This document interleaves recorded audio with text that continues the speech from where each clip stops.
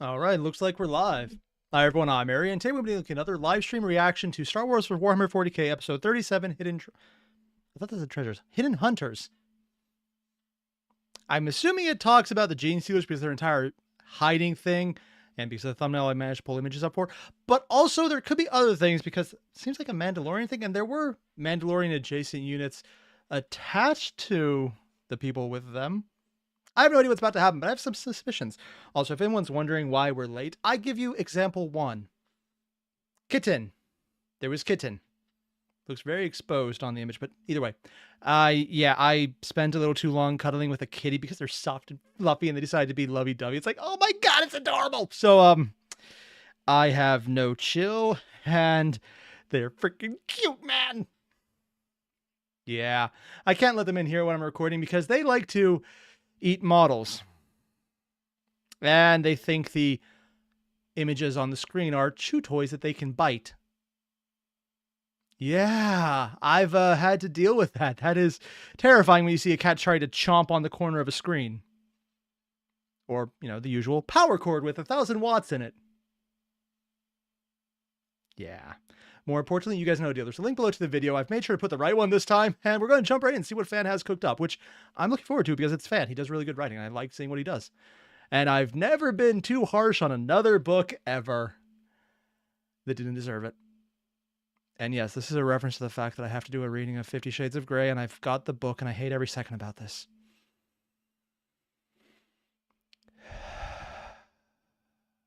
Xenodragon, I hope you're happy.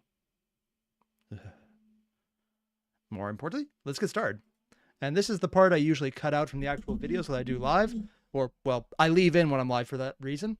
So we're just going to get this straight. Actually make sure I'm in camera. Yoink. Shoulders are loosey-goosey. Never saying that again. Just not doing that on principle. All right, looks good. Looks set. Everything's ready. Moving this over to the corner so I can still see it. All right, let's get started. Let's get up in there and eat that horse. And if you get that reference, nice. Hey, a fan is already here. Wow, that's a couple hours earlier than I expected. What's up, man?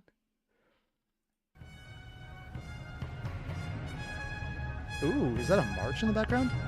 I have broken my chains. Oh, what game is this from? I will never again have a master. Is it from a I game? will never let another rule over me. I don't know where this is I from. will never return the Empire. Oh, yeah, that definitely sounds like something Star Wars. Episode 37. Hidden Hunters, and it's going techno. Oh, dude, Fan is dropping the beats right off the bat. Are we dropping right into the action? We have returned. Ooh. The rebels were cheering. Hollow displayers flashing and speakers blasting music among the massive, disordered and armed crowd. One of 3 massive armies composed of local Axumites which had converged on the Basilica battlegrounds. Okay. Though they were the farthest away, located near the tail end of the crashed Providence class, the smallest of the 3 large groups, and the one which had seen the least amount of combat, they still celebrated the victory with audacious vigor. Young men and women fired their weapons skyward, cheering through the beating, thumping music. Normally I'd say the people firing skywards are a bunch of idiots because it comes back down, but they're firing what are, in all intents and purposes, massless weapons, so... actually, Star Wars uses more of a plasma almost, so... I have no idea if it would actually come down or just dissipate in the air safely. I'm thinking about this way too much. Whatever. Others danced in the streets, exalting the end of the Imperial occupation. Many of the not quite there yet. members of the crowd busied themselves guarding the scores of captured Imperial prisoners they had taken. Oh, they got A prisoners. few walking about and distributing the confiscated weapons to those who needed or wanted them. Oh... It really depends what kind of prisoners they took. On the one hand, if it's generic level troops, okay, cool. They're not going to pull any crazy shit out. But if there's any Mechanicus members there at all, man, we've already seen how taking a Mechanicus Magus prisoner went. Ah. This doesn't seem like a plot point at all. And I have no idea how close they are to said demon being released.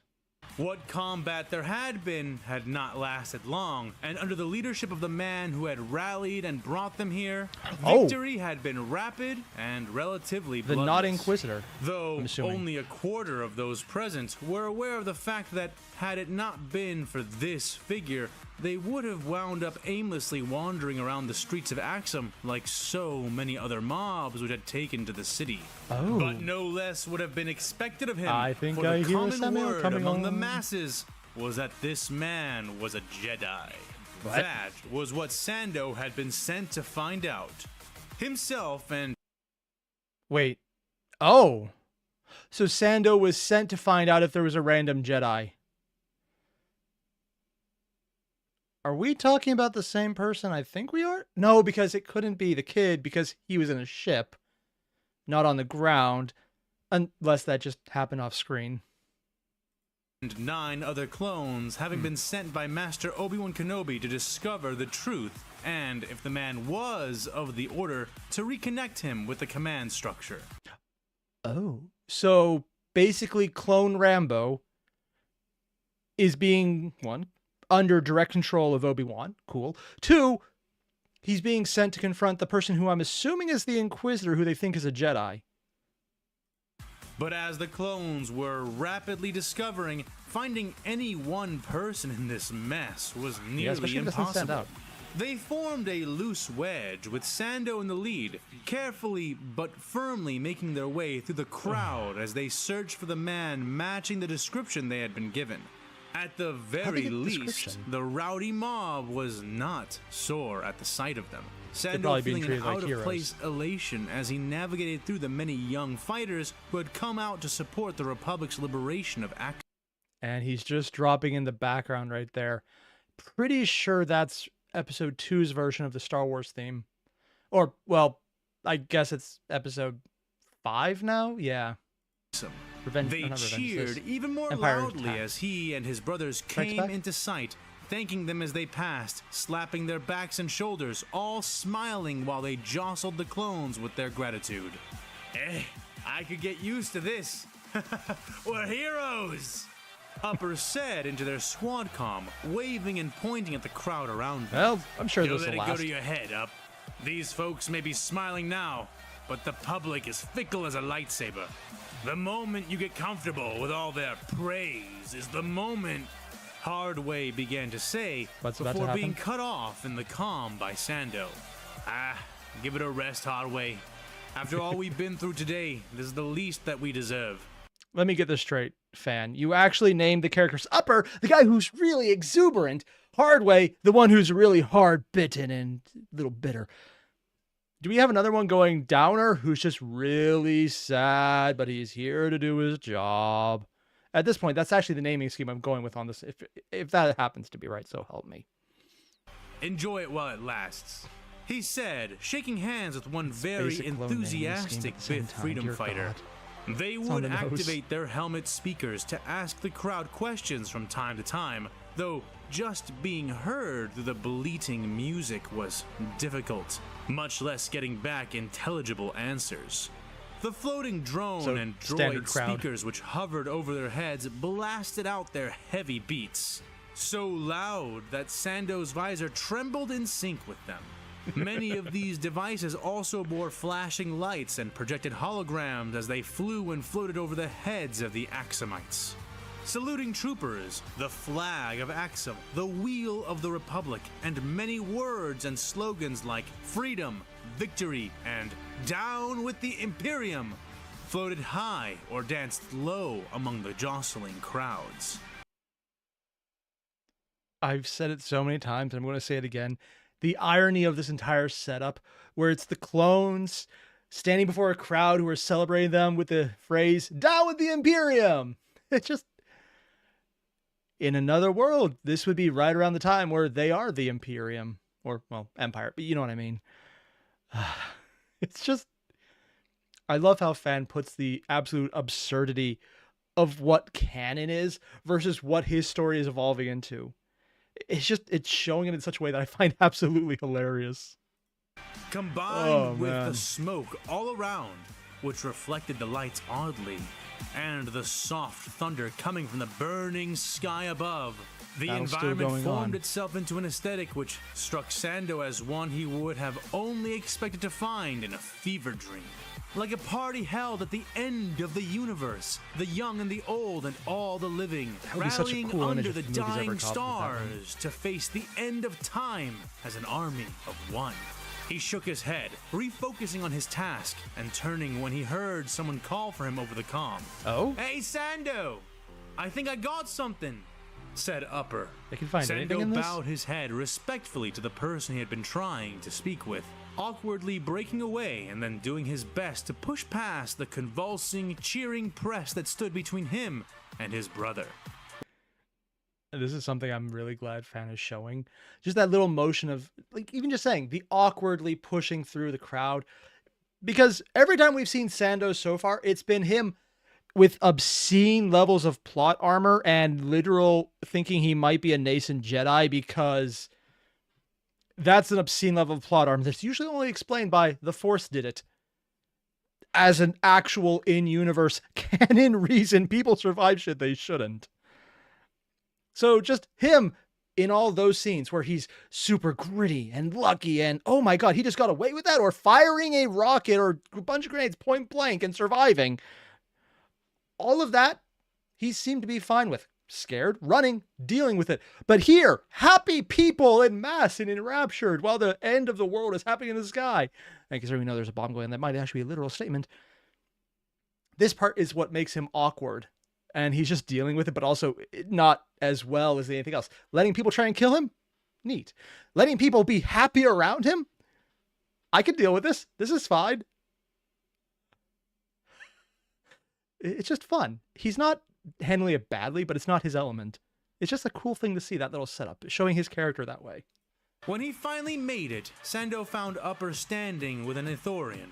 The large alien pumping his fist into the air and cheering his own chant of, "For the Republic!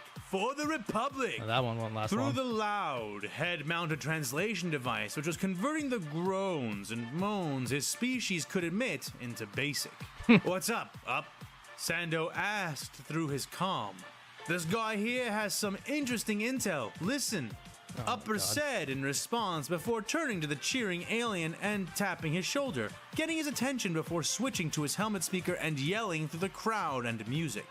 "Tell him what you told me," Upper directed, pointing to... And I just noticed Fan triggered this out for the cantina music from New Hope. Nice. I mean, it is party music, I think.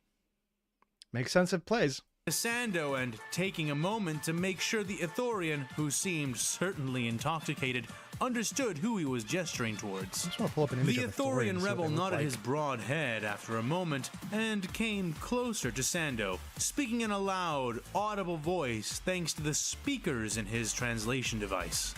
"Your buddy is looking for the boss, right? Well, I don't know where that guy went, but I know that he didn't show up alone. When he came up and found our group, he had a few people with him already. Like 2 or 3 who then hung out real close to him," the Ithorian said. "So he wasn't alone.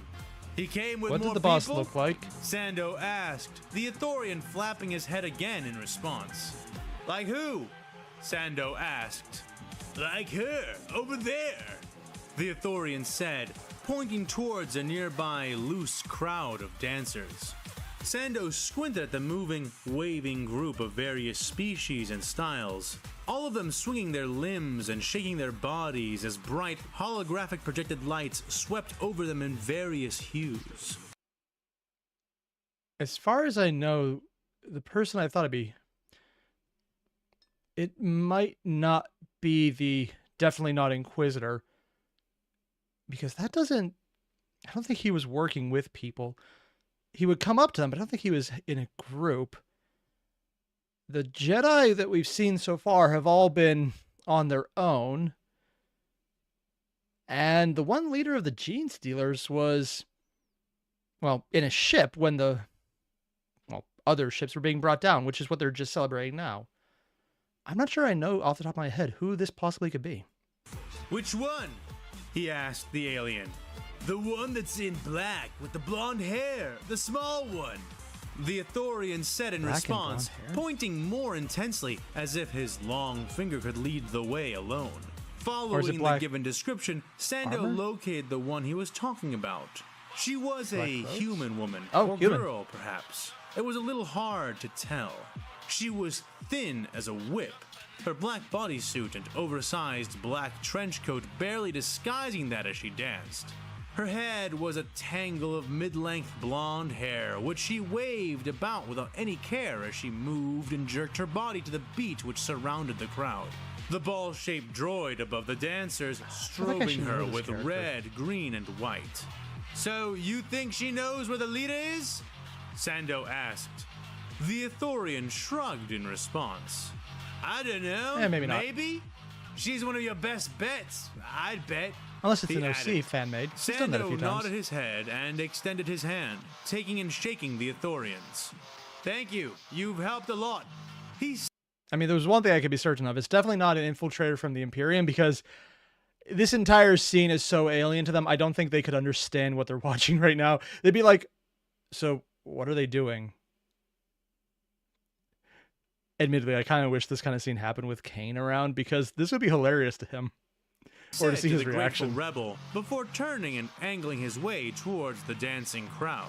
He cut a path in, drawing a few mild scowls as Also, I'm just going to thank Fan for not making a joke about how he cut a rug in, because that seems like the exact kind of pun I would put in, and that's always a bad idea when you follow my pun advice. But it'd be funny. he walked to where she was, near the center, creating some room for himself. Up close, he could see she was indeed no child, but certainly not entirely well either. Well? The woman looked to be about halfway to emaciation, Oh. with dark bags heavy under her eyes. Though she did not quite have hollow cheeks or an overtly sickly pallor, something about her struck the clone as undeniably off. Is this another gene stealer? This seems like another gene stealer. A feeling which doubled when the soldier tapped her shoulder and saw her stark blue eyes open and focus on him. The stare she fixed Any him with ridges on the sent forehead? shivers down his spine, stunning him long enough for her to begin speaking before he could. I'm kind of dancing right now. The odd blonde Odd said to choice him, of her dialect voice for that? flat and listless. She closed her too bright eyes again and continued her movements, not Too bright. Not a Sith, because bright blue is not something that's ever been shown. Feel like I'm missing something obvious. that she had ever actually stopped.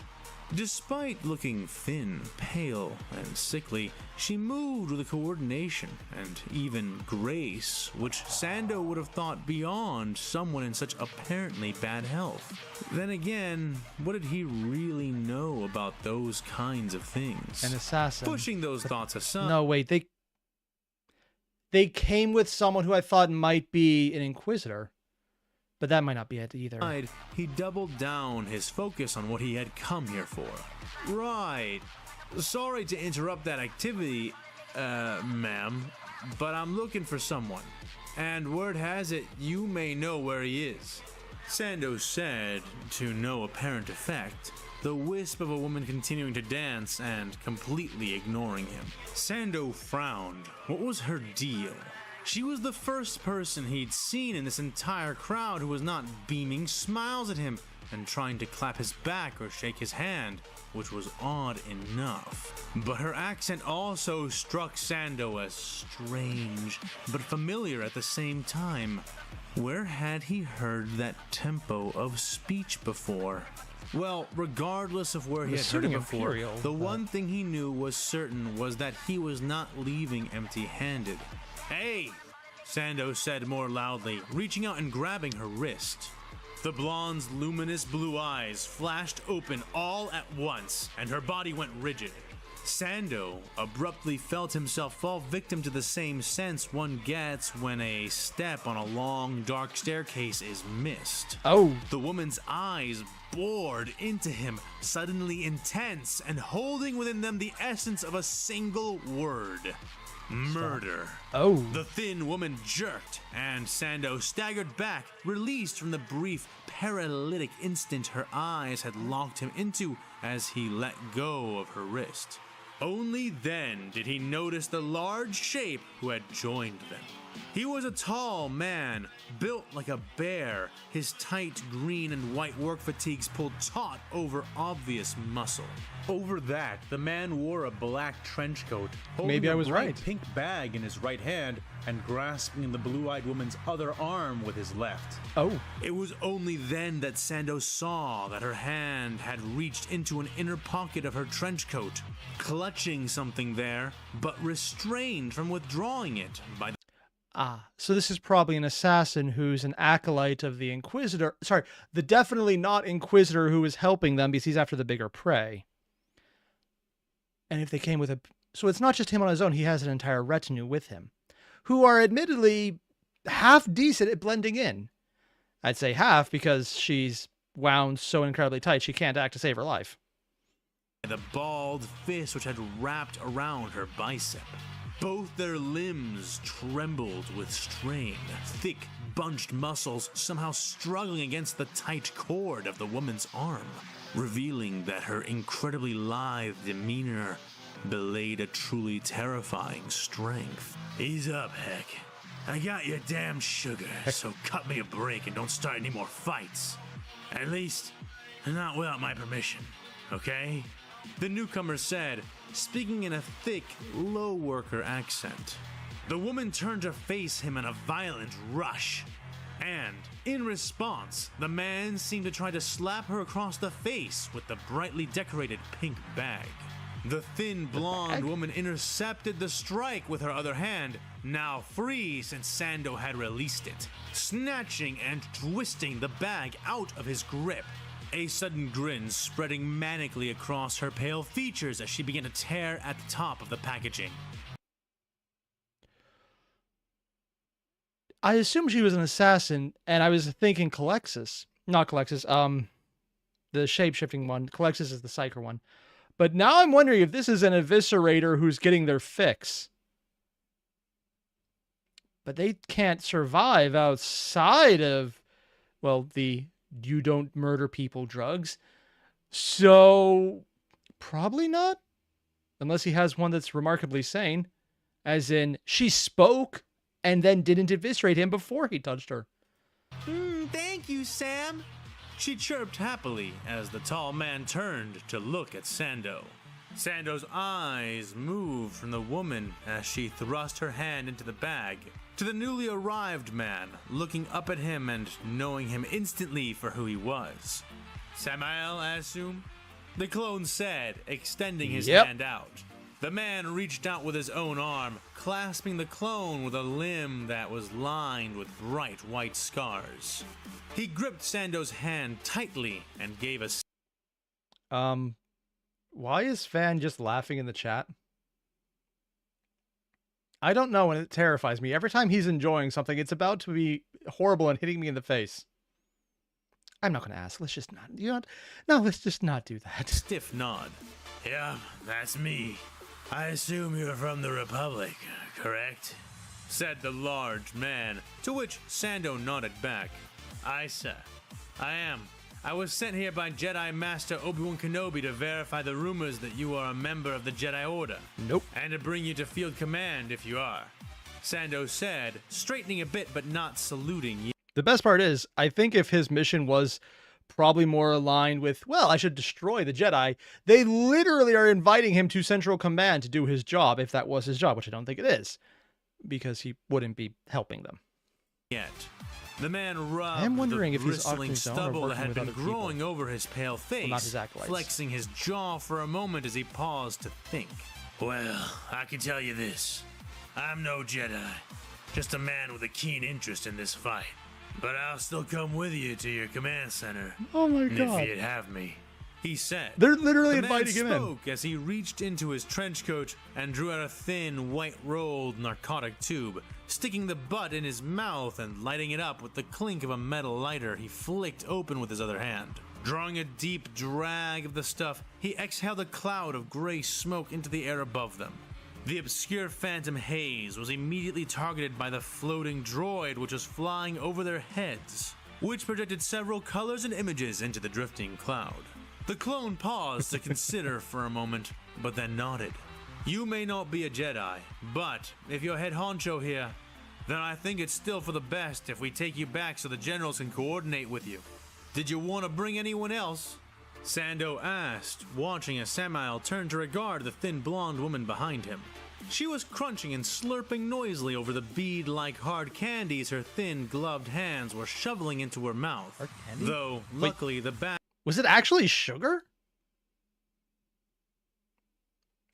Okay, I thought that was a euphemism, but unless Fan is specifically having it recognized that way because of YouTube reasons, which is completely viable, I really thought it was only done for that reason. No, apparently it's just being said it's actual just candy. Not what I was expecting. The bag she was drawing them out from seemed to be very full. She looked ecstatic, as though the sugar she was devouring was the equivalent to a 5-star meal. And Samel seemed to scoff and shake his head lightly at the antics. Heck, I'm leaving for a while to do some work. I'll be back later. Is her name actually just Heck?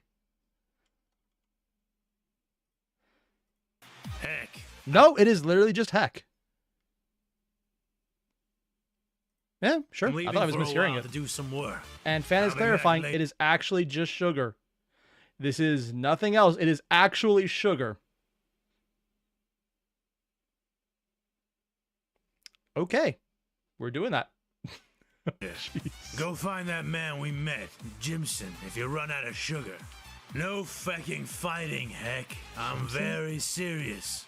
If you think you need a fight, come find me first.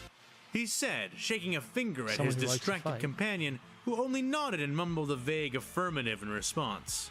Sighing, shaking his head wearily, he turned back to Sando, his hard, dark eyes resting heavily on the clone. All right then, let's go meet your generals. Oh my god. Oh, General Sakura and Captain Graves. I don't remember Graves, but Sakura... Oh, she's still alive. I don't know why, but for some reason I just started to assume she died in the background. Apparently not.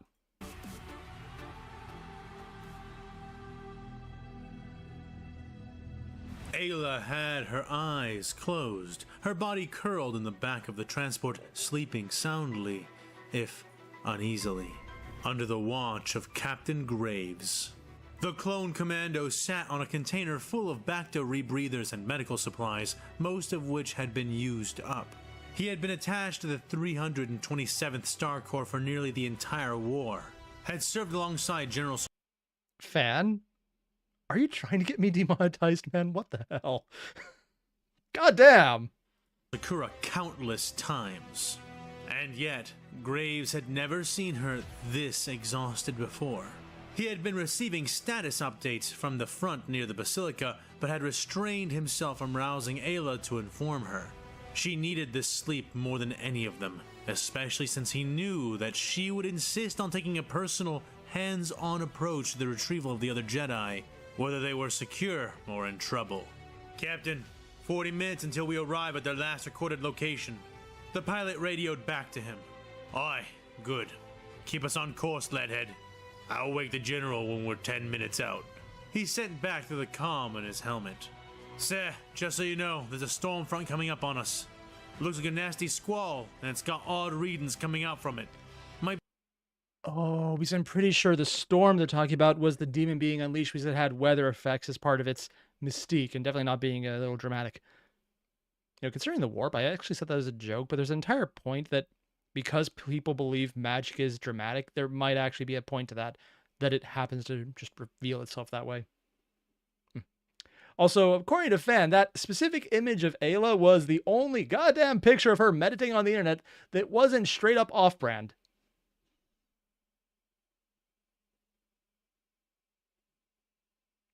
Right. I get it. Right.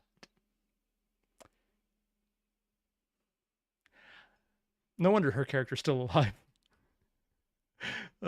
Joking aside, it's probably one of those characters that's the most bait for artists. Let's put it that way. So I kind of get it. Could be a chemical storm caused by the fighting, said the pilot. It's definitely caused by the How much will it fighting. delay us to go around it? Captain Graves asked. It might reach Roughly out. 30, maybe 40 minutes. Leadhead responded. The commando paused to think, weighing the options in his hands. It had taken them 4 hours just to get out this far, adding 40 minutes on the way there, then another 40 on the 4 way hours? back. Does it look like too much trouble? Okay, so this gives us an idea of how long it was because we last saw her in the pre-drop. So it's been at least 4 hours from that minimum. It's probably been longer. Okay. To fly So that's through? when we see that time He period asked. change. Not at all, sir. I think if we seal up the gunships and use the environmental controls, we should be fine. And they're It's flying not right into melting demon buildings or territory. anything. Leadhead reported back. Oh, okay, Illa dead. then we'll risk it. Fly us through. General Windu demanded we get the rest of the order here as soon as possible, and I don't feel like ticking that Jedi off, said Graves. Wait! Exclaimed a voice from behind him. Oh? Graves turned his helmed head to regard General Sakura, who now stood, awake and at his side. The captain looked cool and collected from the outside, but all he had managed to do was keep from jumping or wincing at her sudden appearance. Heart bumping in his chest and only slowly calming as the Jedi walked past him and activated the door controls. The enormous wall door of the Lat gunship slid open to the whistling winds outside. Tranquility becoming chaos. A chaos Ayla pushed herself into. Hanging out of the ship by one arm and one leg as she Why? angled herself to look into their path and the storm, see the storm. they were approaching. Because if my assumption about this is right, that it's based on the demon, this is probably the first time she's seen a warp entity like this at all, which for her would be essentially a force ghost, but evil and liking to do the murder. Graves could see it too, or rather, its wide flanks reaching out to either side of the horizon. What? Something about it twisted his guts. Yep. And it wasn't just the Yeah. odd red coloring of the clouds and rain, or the serpentine crimson lightning which swam through both. A moment later, he realized what it was, which he found so unnerving. The storm was moving, Oh. rushing towards them, Oh, even as they rushed towards it. Faster and faster, growing to either I'm gonna side assume more Voss and is more. dead. They approached at what appeared to be a gaining speed. Ayla swung herself back in, face clouded, obviously troubled. are they going to General? run or Captain jump in? Graves asked. She snapped her eyes up at him. Order the pilot to go around. I Oh. don't want any of our gunships even touching that storm for a moment. She said, Aye, General, but Probably you not should good if they know do. it will delay a significant... Graves began to say, I don't care. Do it, Captain. She suddenly snapped, eyes wide and shot through with red veins. Graves snapped a hard salute and tapped his helmet comm in response. Led, bring us about. Signal all the other gunships to follow us.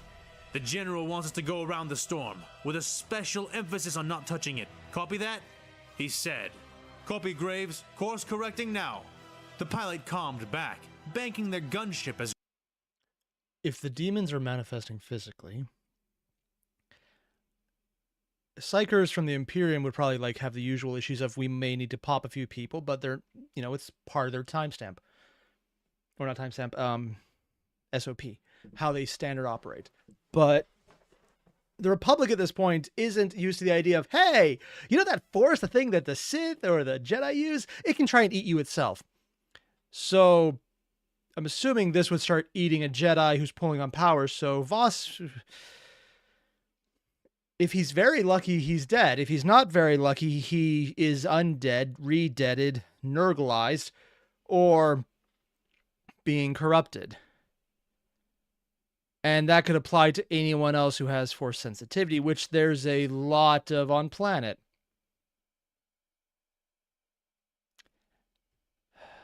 And people in the chat, specifically Hopper, going, it's one demon, one single demon. Yeah, But their experience with demons are literally 0 right now. So this isn't just a demon.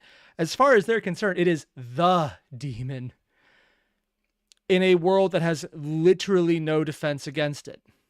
And a bunch of people who probably could fight it, but don't know how, or that they should yet. Although I'm pretty sure the should is going to be very implied soon. As Graves went to close the door, but was held up by the outstretched hand of Ayla Sakura.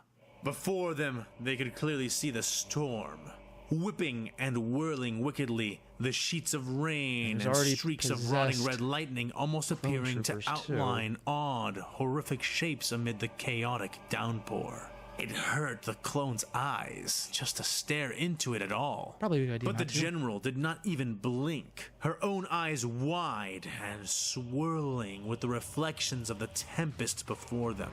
She muttered something. Good choice. And that is a really neat little transition Fan did here, and I want to just highlight because that is so good. And swirling with the reflections of the tempest before. He oversaturated to come in, so it looks like a blinding flash, and then it resolves back into the image itself, then hypersaturates it, and then goes into normal colorization. Although the hypersaturation looks like that might just be part of the drowning down process between one filter and the next. Either way, though, because it suddenly becomes brighter, it looks like how your eyes would adapt to a sudden flash of light where it's like everything's bright, nothing's bright. Then it goes to the normal level of brightness. So that's so cool. He's done it with a few other images, but because it works so well in a lightning strike, it fits just better. Nice. Them. She muttered something, and Graves stepped forward. What was that, General? He asked into the wind. She did not turn to regard him as she answered, nearly breathless, but audible. I've seen this storm before. How? She said in a shuddering whisper. Graves knew not how he heard her, but he did. Where? Graves called. But she did not answer this time, though he could see that whatever the answer was, it was... This is one of those things where I thought this was something Fan was making up on the fly to go with the character of the demon. But if she's seen it before, is that just random future sight kicking in, or is this part of her lore that I'm just completely ignorant of? It could be the second one, because I don't actually know that much about Leia. And that's on me. But also because you don't look at anything involving her in public because actually, literally what Fan talked about, anything to do with Leia, you get a very specific type of result. Yeah. Wreaking havoc behind her eyes. Vague, repressed memories she had only recently burned away began to swell behind the fabric of her mind, burgeoning the demon and because growing she with was the horrific victim. hidden tumors among her thoughts. Ayla had seen this storm before. I think it worked. That actually had happened in that seen it section? from inside, but not with her own eyes. This was one of the memories that the Inquisitor she had faced had forced into her brain, choking her with segments of his own fell existence, and his encounter with this storm had been one of the strangulating fingers he had used to overwhelm her. The Jedi Master staggered, leaning against the side of the open door. Yeah, you probably should one get out of hand the way. reaching up to cradle her head. From within her pulsing, aching skull, a hailing storm of repressed memories were welling, seeking to break free and gradually succeeding. The lapses in her defenses allowed some of those damaging moments to re-enter her thoughts, like titans slipping their chains to invade the sanctum of her mind. All the while, she was assailed from without by a cacophony of psychic voices. Unending howls and screams from beasts and monsters far beyond her ken and knowledge. The Jedi had hoped to stave this moment off, at least until the current battle was concluded. But her proximity to this storm, whatever it was, had forced the confrontation between herself and her flash-burned thoughts to occur much sooner than she had anticipated. Okay, so when she says flash burn, it's only temporary then, and she'd have to eventually do something about them. That's actually kind of cool to know. Put the horror to the side as an actual Force ability.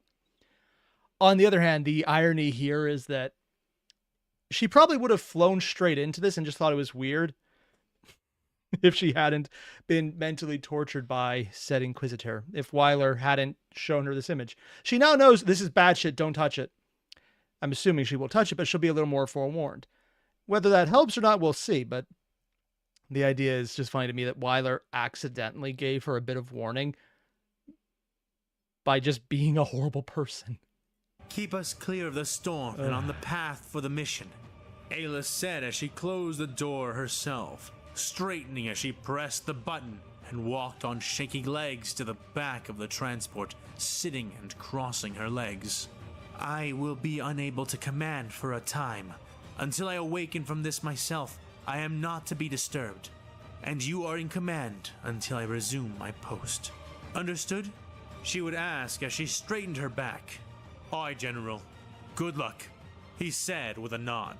She smiled briefly, but then stiffened her features and closed her eyes. And then she opened her mind, and every box she had sealed within. It was at last time she reckoned with the darkness that foul Imperial had thrown over her. Oh. And here, guarded by her clones and away from the din of battle, she knew she had a better chance at victory against it. A better chance, but she also knew there was no certainty. Taking a breath in, she recalled the words of Master Yoda, and slowly released her held breath in the form of a whispered mantra. Do or do not, she muttered. There is no try. Sorry, I know she's referring to pre-Empire Yoda, but every time you hear that specific phrase, if anyone else isn't thinking The Empire Strikes Back right now and Luke training with him, I would have no idea how they could do that, because I'm just sitting here going like, oh yeah, it's a call out to that. Yeah. So the idea that he would say it to other people training them just makes sense. I don't actually know if there was ever a moment in the movies where he said that line to anyone else, but it would make sense if he did. So having her say it right now is such a perfect moment of, oh yeah, this is a thing she would know because Yoda. Just little things like this, tying it all together, are some of the best bits of writing in there, because it does something that the movies really didn't have time for, actually. They probably could have, but just it wouldn't really make sense for such a small little call out. Oh, and now we're back to Combir and, oh, this can't go bad. Javona. Everyone hold on to their pants, because we're about to get some gene stealers in the house. Combir's head was pounding, his body feeling sick, aching all over, but from a few particular places with specifically agonizing pains. Why? He blinked, glad he had been wearing his helmet, and untangled himself from the wreckage he was surrounded by. The armored Axumite tried to remember what had happened to get himself here, and very slowly his memory began to return to him, gushing slowly back into his thoughts with each pain-ridden beat of his heart. They had been hauling the Providence class, and Javona had been doing something which had allowed them to actually successfully lift the wrecked hulk, with the help of many other ships, all the way to where it was needed. Well, almost all the way. Just as they had entered their final approach, the Imperials had begun returning fire from the ground, and Combir's ship had been one of the many which had been struck out of the sky by their lethal volleys. He could hear the ghostly sound of the screaming alarms, now all silent. I'm going to take a wild guess. The Gene Stealer survived this. Combir surviving? Oh god, did he have like an aura of plot armor due to being a nascent Jedi? Did the Force accidentally just save the Gene Stealer? Yes. Yes, I think it did. Oh god. I wonder how the shadow of the warp, or shadow in the warp, would affect the Force in general. Remember the sound of his mother's panicked voice as she warned them all to brace for impact. Yep. Their ship being torn to ribbons by a cascade of flak fire which quickly overwhelmed their civilian shields. They toppled end over end out of the air, engines combusting as they did and flinging the freighter further, faster, their ship smashing into the ground and flipping like a coin. Meanwhile, they were trapped inside the tumbling and turning vessel, everything ripping apart around them as Combier, Venora, and Javona were tossed and thrown about in their chairs. Everything came to a jarring, violent halt once the ship finally crashed to a smoking rest, less than 300 meters from the Basilica gates. Oh shit, they landed... I was like, okay, he survived long enough to stand up, but then 300 meters from the gates. Yeah, so he's gone from, oh, we dropped a ship on them to, oh, here's the survivors of the ship we dropped on them. They're not happy. His own chair had come entirely loose of the floor at some point, leaving Combier covered in metallic detritus. And sitting at an awkward angle, the young Axumite heir knew not how long he had languished there, unconscious and immobile within the burning wreckage of his family's ship.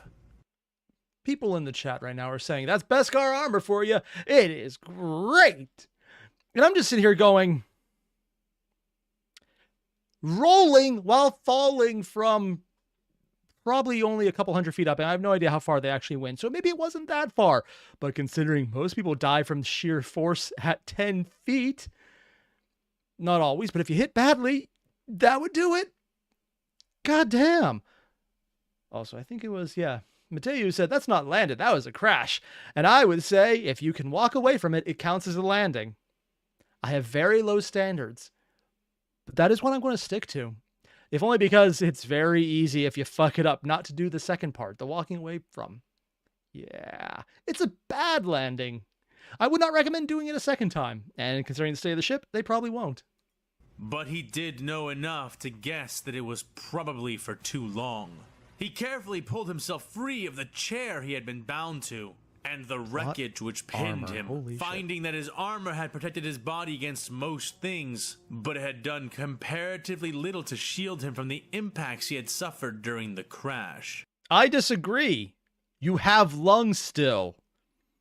Honestly, between him and Sandu, if they ever fought, it would be like a Rube Goldberg machine trying to fight against itself. And admittedly, that might be one of the most funniest things fan could possibly write that would make absolutely no sense in how he's writing it. Because it'd be a bunch of random effects going off all over the place. It's like, but then a piece of tile fell, but a piece of the floor exploded upward as an unlaid mine was detonated farther away and blew a piece of it up to block it so it fell over sideways. Almost hit someone in the face, but then a random bird came down and ate it and flew away, but choked and hit someone else in the face. But before it did, it would jump away because a fish spontaneously started to exist and fell down and smacked it. It would be random bullshit happening against each other at this point because the plot armor against plot armor is, well, plot armor off. That being the case, however, he had to admit that he was very lucky to be alive. Yes. And that was luck that he soon discovered was not shared by everyone else. His mom's dead? Combier felt his heart freeze in his chest as his eyes looked up to see the bloody remains of his mother. Her body pummeled and twisted, her armor having been far less able to resist than Combier's own. Panic flooded his veins in a cool, soul-crushing rush. He crawled over to her, frantic and suddenly unheeding of his own injuries. No, no, no! He begged, but he had no gods to hear him, and none did as he cradled her shattered body. Well, technically, someone there has a god, and they might listen, but being dead might be the option on this one. Her neck was clearly broken. Her skull caved in on one side. Unlike Combier, she had not been able to get her helmet on in time. He clutched her to him, shaking, sobbing into the moist confines of his armor, tears raining into it and filtered out by the helmet's internal drain. He held her as though he could somehow pull her out of death's maw, reverse time, and rip them back into the sky before they had been shot down. I hate how I'm tempted to make a joke about Darth Plagueis the Wise, but it's never a story you'll hear from Jedi. it's not the right time for this one, but considering I just said out so many things about him being force sensitive, I hate myself for wanting to say that. I still said it too. I know I shouldn't have, but I still did. I'm just disgusted at myself for that joke. That was really not the right place for it, but I did it anyways. But, of course, this was impossible. And more, the horrid truth sank its teeth Javona into came him out of this as unscathed. reality dragged him forward. The wreckage shook and trembled around him, and Combir slowly became aware of the sounds of battle being waged just outside and around it. Had they been there all along, or were they just recently arrived? The Axumite could not tell one way or the other, sounds like the right choice. but decided that the last thing he wanted to do was die here as well. He carefully laid Venora's body down amidst the remains of the ship, closing her eyes and crossing her hands over her chest, taking one last moment to mourn his mother before forcing himself to move on. "Goodbye, Mom," he whispered, barely able to keep himself together through the words, turning away before he collapsed again. He was not looking forward to seeing what was left of Javona, but he knew he could not leave without at least checking on her first, though she had been the least armored of all of them. It's like she has something looking out for her. Like probably a dozen wounds, because at this point that sounds like she's a high wound model, so 5-ish. What he found in place of what he expected stole the breath out of his lungs. Javona was curled up, eyes closed, arms hugging her knees as she floated in the air.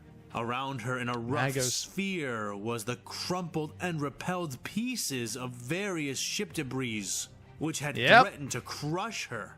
The woman at its center, however, appeared untouched. Javona? Combir asked hesitantly. The warp. Her eyes flashed open, and as they did, the effect seemed to suddenly end, floating pieces of metal and wreckage suddenly falling around her, as did she herself, collapsing with a surprised squeak from her place in the air and into the flattened seats beneath her. Combir scrambled forward, reaching her wavering form and helping her sit upright. "Holy criffing criff! Javona? By the many moons of Viego, how is this possible?" Combir said, half elated, half disbelieving. Her eyes seemed to finally focus on his helmet, and she smiled up at him, herself happy to see he had survived the crash. "I prayed for aid, and my gods have sent it," she said feebly, having trouble concentrating, a trickle of bright red blood rolling down from her nose. Okay, one, Fan, you have a really weird AI image on this one. It's like they're missing part of their leg. And two, seriously. Not just seriously, but seriously. The levels of plot armor here are just... It's such a cute story of the guy who's starting his journey through a rebel fight, and he's finding a girl to fight along with him, and the horrible story of the parents were just decided. It's basically New Hope, except instead of Leia, it's a gene stealer. It makes every heartwarming moment terrifying. And Fan just says the guy's high-stepping. Sure. I mean, honestly, it's evocative. It gets the image across, so it's fine. Combir felt more chills cut through him, realizing that she was not as unharmed as she first appeared. She'll walk it off. And carefully gathering her up in his arms, again ignoring his own pain. "Come on, I'm getting us out of here," he grunted as he picked his way across the wrecked cockpit. I'm about to say something that I'm going to regret before I even say it. Congratulations, Combir. You have succeeded where a specific inquisitor from a book under the same name would be invariably jealous. I hate everything about what I just said because it reminds me of said book. Ian Watson, you really have issues.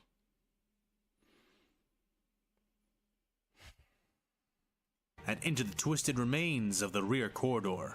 Javona nodded weakly and closed her eyes, quickly falling from the conscious world, feeling quite literally burnt out.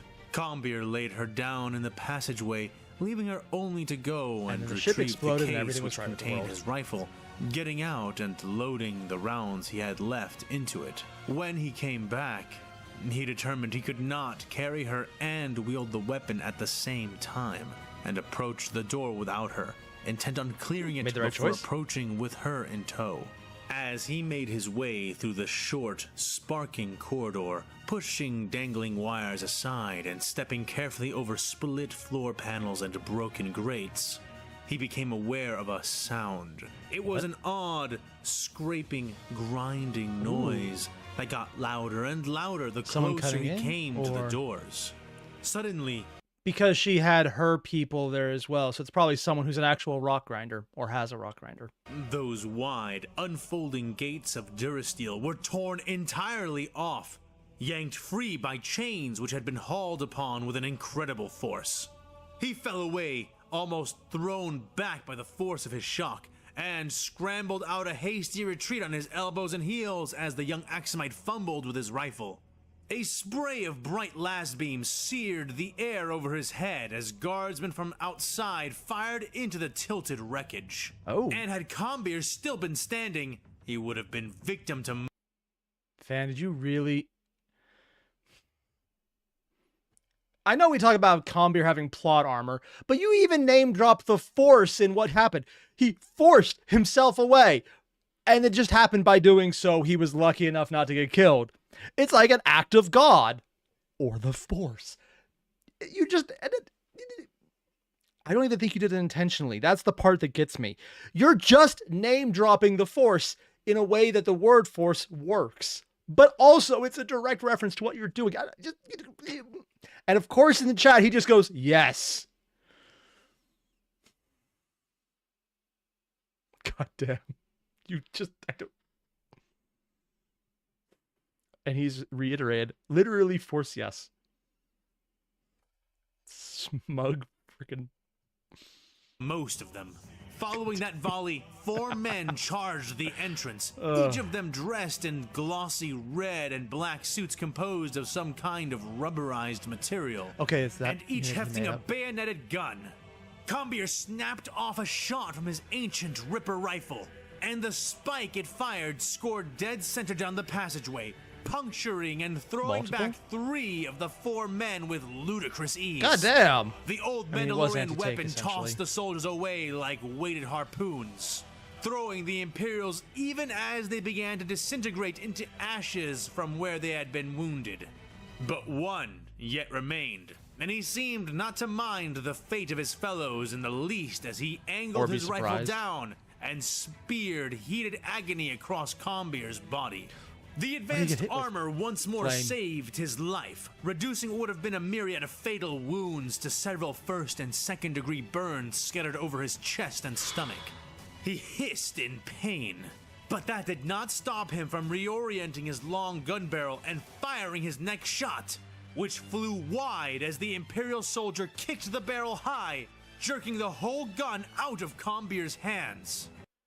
Okay, one, this is a really well-written scene. It goes really intense. Not just because it's someone who's good at combat, but still a novice, fighting people who are really good at combat and not novices, but with massive plot armor, but because he has freaking Halo's main theme running in the background, hyping it up. So I'm taking all of that background adrenaline I have stored up from listening to this song in the most intense moments of Halo, and then just putting it on top of this plot line. So it's just triggering that little reptilian part of my brain going, ooh, adrenaline needed now. And it works so damn well. Moving with the instincts music of a usage force is perfect sensitive, here. Combeer did not even hesitate, reaching down with his now free right hand and snagging his blaster pistol out from its holster at his side, all the while clamping around the legs of the faceless Imperial with his own and rolling. The maneuver threw the soldier down to the ground Combeer just as 117. Combeer drew his sidearm, twisting to shoot at the imp who had fallen on top of him. His shot scorched and punctured the man's left hand, forcing the fully suited soldier to relinquish his gun as he used his remaining hand to grab Combier's weapon, wrestling with him. Both men grunting and gasping as they fought for control of the pistol. But even one-armed, the Imperial soldier was exceptionally strong, and Combier found himself losing the contest. Oh. He elbowed the imp with the hard end of his armored arm, connecting with the glossy visor of the enemy's hazmat-like suit, leaving a long, thin crack along it.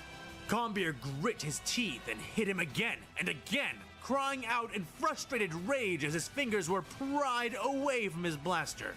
He triggered the safety on the weapon just before he relinquished it, pulling himself close to the dark form above him and reaching to grab the Imperial sidearm. Ooh. The imp growled an inhuman noise of triumph as it wrenched the gun forward, pressing it against Combier's stomach and pulling the trigger. Which has the The safety blaster did nothing, its safety glowing instead as Combier elbowed him one more time in the face, shattering the panel of hardened glass there, revealing reddened monster's eyes. Oh.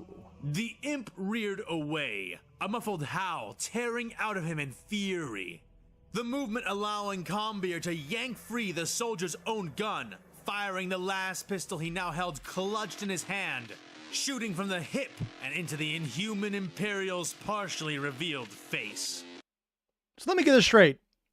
He's been wrestling a guy who stole his gun, and when this guy's falling back, he reaches in, grabs the Imperial's gun, shoots him in the face. I want to say this is a matter of plot armor, but right now, this is just showing Combier is really damn talented, because hitting something at 3 feet sounds easy until you do it with no training. And speaking as someone who's done firing drills with no training, I can't do that shit. And I've had practice, not a lot. I'm assuming Combier has some experience from his family, because that kind of going that fast to that in that much aiming, it's not easy considering it's not a very big place. It's why you don't go for headshots. You go for body shots because it's bigger. You will hit.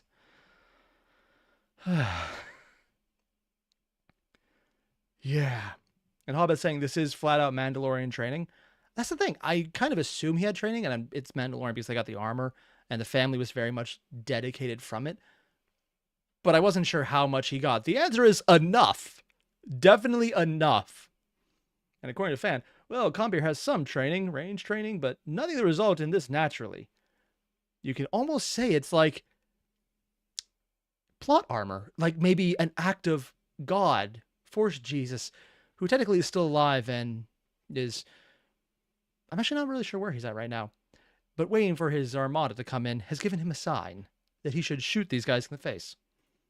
Brains burnt to a crisp, the Imperial stumbled and fell back off of Combier, revealing in the process of his collapse that the Axumite was far from done with the fight. A large shadow loomed tall over the light of the outside, blocking the way with her hissing, powered armor. Combier flinched back as she stomped into the cramped place, the Imperial Priestess of War hefting a bulky weapon. But if Javona comes up, this lady would definitely know what that is, because the sisters fight the Gene Stealers more frequently.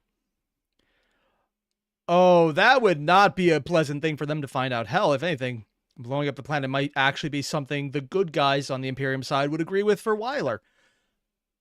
That would actually be one of those, oh, shit. Yeah, hey, Wyler, we found out your plan. Don't stop. We'll help you. Moments. She growled something as a pilot light flicked on at the end She of has the the heavy huge flamer. alien gun. And Combier had just enough time to shield himself with his arms before a storm of fire was expelled out towards him. The heat scorched him, but though it hurt like a sunburn, it was not half as bad as he had expected. Opening his eyes, he saw why, as Javona stepped over his prone body, suddenly risen once more and extending her hand out as her power split and repelled the jets of hungry flame. Sweat poured off her head as small burns began to form all across her reaching arm. And without gawking for too long, Combier reoriented his stolen las pistol and fired it into the muzzle of the flame-throwing weapon. The Imperial sister spat a curse in her language, ceasing her assault and contemptuously tossing His aim the is wounded insane. flamer aside, moments before it combusted. No, seriously. I thought it was insane that he could shoot someone on a split second where he broke open the faceplate and shot them in the head point blank, because that level of coordination is insane. But now he's shooting into gun muzzles. That's a much smaller... Yeah, the Force is guiding him like it guided Luke's bomb to make a 90-degree turn in space, because goddamn. Coating half her armor in oily tongues of persistent fire. Boom. None of which seemed to affect or bother her at all as she withdrew a power maul from her belt. With a snap of her wrist, its haft extended down, its round, spiked head sparking eagerly. Combier felt his face drain of all blood as the woman approached, his counterfire pinging and burning ineffectively off her armored body.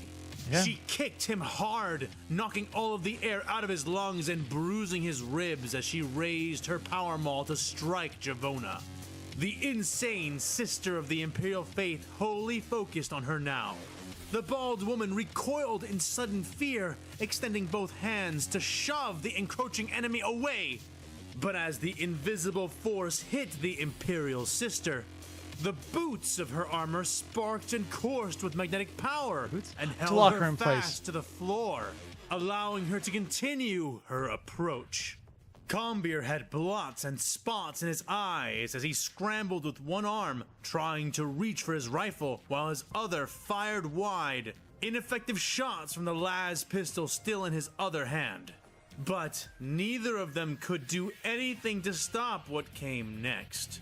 As quick as lightning, a radiant flash cut across the scene, the spark of a power weapon being deflected, lighting the space. The smell of burning flesh and ceramite filling the air in the aftermath. A shining blade of light, emerald cast and glowing, scythed through the midsection of the attacking sister of battle. Her descending weapon parried by another blade, a short sword of blue light. Growling as she falls, the Imperial is torn in half and thrown against the wall, her upper body landing right beside Combier. The imp slumps, dropping her mace, but with her other hand, she withdraws a wide cylinder. She's cut in half, and then is like, well, it's just a flesh wound, but this ain't, and pulls out I don't even... You know what? This is the kind of obscene, fuck you all, levels of rage that you expect out of 40K. So yeah, sure. And also, I would love it if there were units that literally just had grenades on them that only went off when they died, because that would be hilarious to me. Hooking a finger from her newly freed weapon-bearing hand through the metal pin at the top. Combier's eyes widened to the size of plates as he watched her tense to activate the grenade, only to then watch her hand be severed just as she pulled, her wrist falling away from her arm. Who saved them? As the blue blade of light cut through it, the green blade cleaving the woman's helm face in half. Oh, is Ahsoka here? Half, and ending her struggle. The figure who rose from the strike wiped his wide, bald head not with hers. his Someone else free using hand, 2 blades. sighing heavily as he retrieved the grenade, shaking the severed armored limb free, pulling the pin with his thumb and tossing the explosive outside. The 2 humming lightsabers, long green and short blue, held in his other 2 hands. He was dressed in a motley of armor, some pieces scavenged from the Imperials, other parts scavenged from the city or the... So the Gene Stealer contingent is here, and they have a lightsaber-wielding Gene Stealer. Abomination, it sounds like.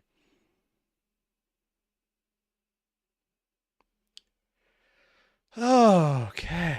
Also, Mateo said, Ahsoka should have white sabers at this point? Oh, I actually wasn't aware of that. I'm very far behind in Clone Wars. I need to fix that. Republic. His face was strongly built, handsome despite his hairlessness and the scaly crest which rested at its center. but his most notable features were composed of or on his 3 arms. Not 2 or 4, but 3. 2 limbs grew out of one shoulder on his right side, and those seemed almost human, though they were armored in a thick, pale purple carapace which reached from under his sleeves to his wrists, bony extensions reaching as far as the man's knuckles. His left arm was singular, yet somehow far less human than the limbs opposite it. Thick with pulsating alien muscles, and even more armored than his other arms, his left hand ended not in a 5-fingered humanoid appendage, but instead terminated in a 4-fingered claw which was tightly wrapped around the handle which sported the short blue blade. The green blade was held in one of his more humanoid limbs, and with the remaining one he reached down, taking Combeer by the arm and hefting him up. Combeer rose on shaky feet, coughing roughly, chest aching as he did. Yeah, they probably know in the Imperium side right now. No, wait, they probably wouldn't. When the Imperium was exposed to the Gene Stealer element, that was against the Saint. And she is not conscious or not a player at the moment. And I don't think anyone else around her survived, except for a few people who did. No, they were saved at the end. So there are people who realize that they're fighting the Gene Stealers at this point. So that's good. I was entirely sure or not if they would have anyone awake and conscious enough right now to do it, because, well, that would be one hell of a reveal if it didn't happen yet. Admittedly, fan would be kind of blue-balling us, was like, oh yeah, that reveals what happened, but not now. So I think they would be aware, and if he's fighting openly, then they're aware in the Basilica as well. I can't wait until we get to see something from their perspective of the, oh shit, they're here too moments. I just really want that. Easy there. Check yourself for broken ribs before we go any further. Fan, that is such a cool effect in there where you have the, like the main voice is deepened, but then you have the secondary voice that's sped up so it's not completely synced. It almost sounds like you're rubber banding affected, but it's at a higher pitch. That is so cool. That is neat. Oh. The bald, 3-armed man said, clapping Combeer's shoulder as the grenade he had tossed outside thundered, the voices of several wounded Imperials joining it. His face was aged, but not quite old, yet his pale brown eyes were worn with experience, is this the equivalent of their and patriarch? his face projected a leader's understanding. Combeer nodded without a word, taking those moments just to pull air back into his recently reinflated lungs. While he did that, the newcomer turned away and moved swiftly to Javona's side, the woman already smiling before he turned to her and jumping for joy into his arms. The man carefully catching and embracing her, watchful of where he angled the lightsabers he held as he did. He didn't turn them off yet. She exclaimed, voice overflowing with elation as he spun her in his arms, pressing her head against his, tears beginning to run down her face. Yes, it's me, little broodkin. It's all right. It's going to be all right. He cooed, bringing her around and back to her feet, patting and stroking her back with his free hand as she collapsed into him and wept out of sheer relief. I'm sorry for leaving the hideout. I didn't tell them anything about... She began to say, but he shushed her again. It's all okay. We are here for you. We could never abandon you. Definitely don't want to now that you have the power. Comforted, holding her tight. But the others, the Imperium... She began to say, pulling away somewhat as she did. Javona, all that matters is that you are safe. He said. Liquai, Jalsop, and myself. None of us are as important as you are. My greatest fear was that I would not reach you in time. How much is he aware? It sounds like he's definitely not the Patriarch because he still looks semi-human. This is something I just don't know about the internal workings of the Gene Stealer cults. I know a lot of them have no idea what they're doing. They just do it because biological conditioning and infection. But this guy seems like he's aware that she's more important. He seems more aware in general, but it would be actually really funny to me if they're not entirely aware of the aspect of the gene stealers and what that means, as opposed to, well, we need to fight back because the Imperium's horrible and they'll kill us, which is not wrong, but also, and Hobbit is saying he's a Primus. That would make sense. Still, though, the joke, I think, would be that they are reaching out to the Vong in this universe, but that would that even work? With the force required to Unless they just rescue draw you, the genes. it is a boon Tyranids and in through a blessing from the bread. gods that you are whole and safe again. Javona smiled, rubbing her face against his hand as he ran it along her cheek, closing her teary eyes for a moment before opening them again and looking towards Combir. "It's all thanks to him," she said, indicating towards where the Axumite was recovering his rifle, groaning as he bent over and began to check the damage to the old gun. She smiled fondly, and in a way that Bathrazan knew well enough. He turned to follow her eyes and smirked, though not unkindly. Then I will need to introduce him to the others. If you have chosen him, then he will have a high place among us. He said more softly. Yeah, Combir's screwed. And that is a very intentional choice of words. Javona blushed and looked down, but suddenly catching what he had said, looked back up suddenly. "The others? Did they all come?" Javona asked, surprised. Whatever's left of them seem to. Bathrazan smiled a wide, very lucky they'll blow up the toothy planet grin soon. and nodded his large, aged head. Oh yes, Josop brought them all. All the new converts and many, many more besides. New converts. So, you know what? I'm just going to look on the positive. Fan might try and find out if there's any alien gene stealers rather than generic humans we have most of the art for.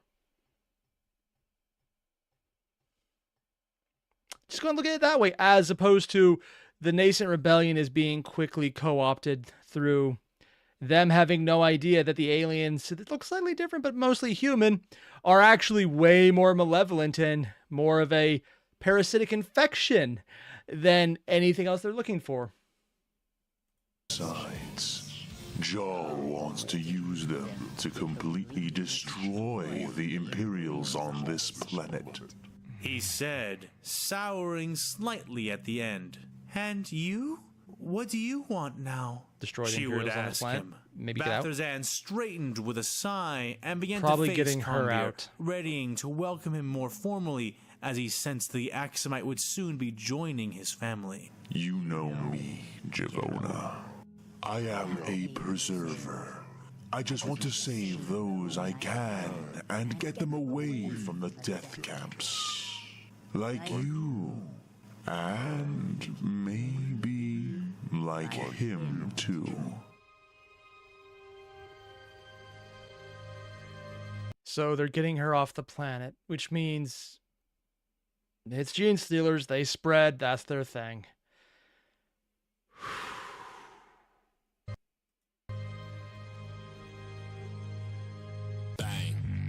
Bang. Fan? What song is that? Hello again, fellow fans. A fan with too much time here, arriving once again with a break and Q&A for you to enjoy. Also, I'm not sure if that music is copyrighted, so I'm just going to be jumping around so it doesn't. Zelvin asks, the Imperium move to decapitate the Confederacy was an astounding success, but I've noticed something weird about it. The mission started from Raxus, and on the greatest extent we have seen, they went to the opposite end of the galaxy, to Hypori. The issue is travel time. Warp travel isn't slow, but it is still a lot longer for them to cross massive distances to just how fast the Imperium can travel. Based on episode 31, it sounds like it was at least a week for them to travel to Raxus to Hypori. Is that correct? Or is this correct? I think Fan has already mentioned this one. Without said demons eating them when they move through the warp, it is significantly faster. It is like magic speed to them. I mean, comparatively, 100 years is an actual travel time, because you don't actually know how long your trip in the warp will last. It is a matter of, it could be instant, it could be before you left, or it could be 100 years in the future. And all of those are roughly believable travel times, because you're traveling at the speed of how long can the fucking warp try to screw you over? And considering Slaanesh is a thing, everything I just said isn't Hyperion or a poetic license. It's probably an actual fact of what they would be trying to do to your ship from the outside if you don't have a Geller field. You're welcome for that thought process. I think their travel time here is mostly, okay, where are we? And how close to our outcome is it? As opposed to the normal one of, how close are we? And are they still trying to eat our skull candy yet? Show posture, and every hero needs his theme song. There we go. Indeed, your estimate is more or less correct, which is part of what lent to Grievous' overall advantage. It took the Crimson Razors weeks to reach as far as Hyport, giving the good general plenty of time to review data and prepare an appropriate welcome. But yes, by the time they had arrived, General Grievous was already well aware of their likely intentions. Like many intelligence-based characters, giving Grievous prep time is worse than foolish.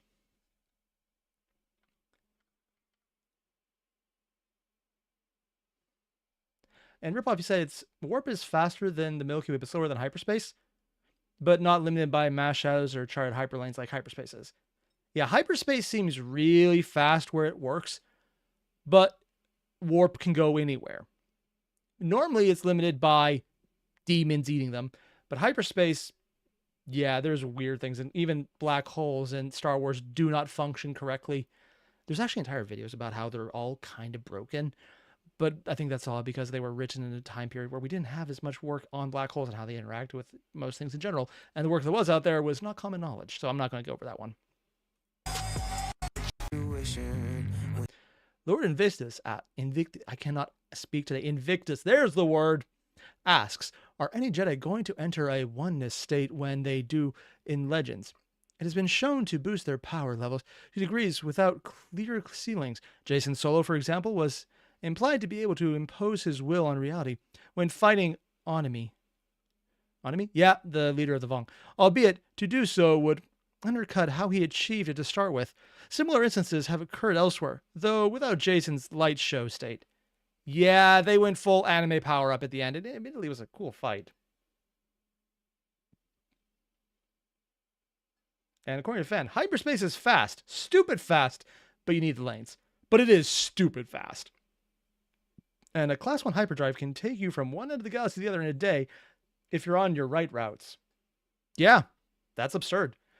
Just telling that to anyone in the Imperium, and that all you have to do is put up with our Jedi, would make even the most radical Inquisitors sit down and actually try and talk out their differences with the most conservative, most orthodox Inquisitors to say, hey, reliable day-to-day travel across the galaxy. I'm going to be completely honest here. If the warp travel, if anyone on the Imperium side finds out how different warp travel is from their hyperspace travel and how they can make it reliable so easily, that needs to become the #1 priority. But they probably don't realize it's a different form of travel yet because they just see from their end, well, they're already here. Or they just arrived. They came really fast. That's probably just a different style. We don't really know where they came from. I want to see how they work out when they realize that this is something that they could just take the technology from, and it even would be mostly human-made. Because, I mean, there's a lot of places it was made from, so they just gotta coup out and steal that shit. And Hyperspace Madness and Star Weirds, Fan, yeah, that's all horrible. But for 40K, that's still, like, their normal method of travel is demons eating their brains, so it kind of fits. That said, I would love to see someone finally realize, oh, that is useful. Just heavily limited in where it goes, but really good where it does. Even if it's just mass shipping lanes, it would more or less fix most of the... It would unironically probably destroy the Imperium because it would upend every power structure there and give centralized control an actual leading advantage because they could go to every single sector and have a direct lane to their sources of, well, everywhere. And ironically, it would probably be one of those things where it might actually wake the Emperor up enough to get him off the throne and go, hey, you, listen to me now. To the canonically, at some point prior to this, naked men and women custodies rocking around the palace, because that was still, if everything is canon, it now means naked female and male custodies lounging around in the throne room is canon. And it's so hilarious. I'm not going to hear otherwise because I find it funny as hell. All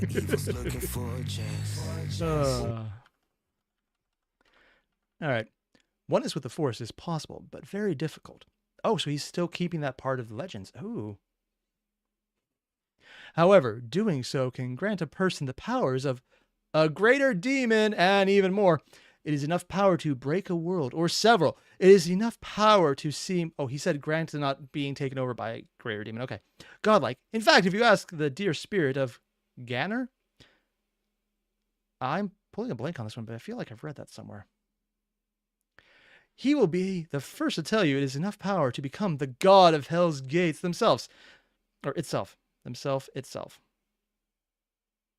The gates themselves itself. Oh, that's a weird construction, but it doesn't matter. If one can do it correctly, that is. Incorrectly. Yeah. Oh, that is some weird armor. Okay. Yoink. And he asks, will we eventually see how Maul and his forces react to the Imperium attacking the Star Wars galaxy? Oh yeah, he would still be alive at this point. Because Palpatine hasn't gone to go and admittedly have a bit of candy by smacking down someone he doesn't need to put up a front for and just be an asshole evil overlord, which seems to be Palpatine's most fun state of being. At least for him. He's way better at being political, but he seems to enjoy it less. And the answer was just yes. Fan, where the hell did you get this art? It's AI, obviously, but damn. Lehman Russ talks shit and asks, are there any Mechanicus fleets or ships that crossed over with the other Imperials? I mean, I'm assuming there were. There's Mechanicus everywhere. But we haven't had any mentions of Arc Mechanicus yet, so maybe that's what he meant. Since we know there is at least one Imperial Knight, I suspect that there is a significant amount of heavy mechanisms, assets, perhaps even one or two of their siege engines. I thought there was other knights that were just taken down because they could only have one pilot. Ooh. Like actual Titans being implied. That would be something. Several Forge Worlds were evacuated from the subsector before leaving. Currently, there are several large, ostensibly independent Adeptus Mechanicus fleets. Their naval assets range from commandeered haulers to fully staffed Arc Mechanicus starships. Oh, they have the full Arc Mechanicus. Multiple. Nice. One and all are heavily burdened with many wonders and technologies that tech priests shepherded from their doomed holy worlds. Yeah, that would do it. And in the comments, fans said, Ganner is a Jedi who achieved oneness with the Force and killed so many Yuzon Vong that they made him the god of Hell's gates in their pantheon and worship him. Damn. They claim that the dead lay in their graves because Jedi Garner keeps them there by endlessly murdering their spirits in the underworld. Oh my god. That is insane. And probably died out when everyone who would believe that was willingly thrown into a star at the end of the series, which is just, okay, sure, why not? He achieved this rep by single-handedly holding a gateway from what was nearly an endless amount of Vong. God damn.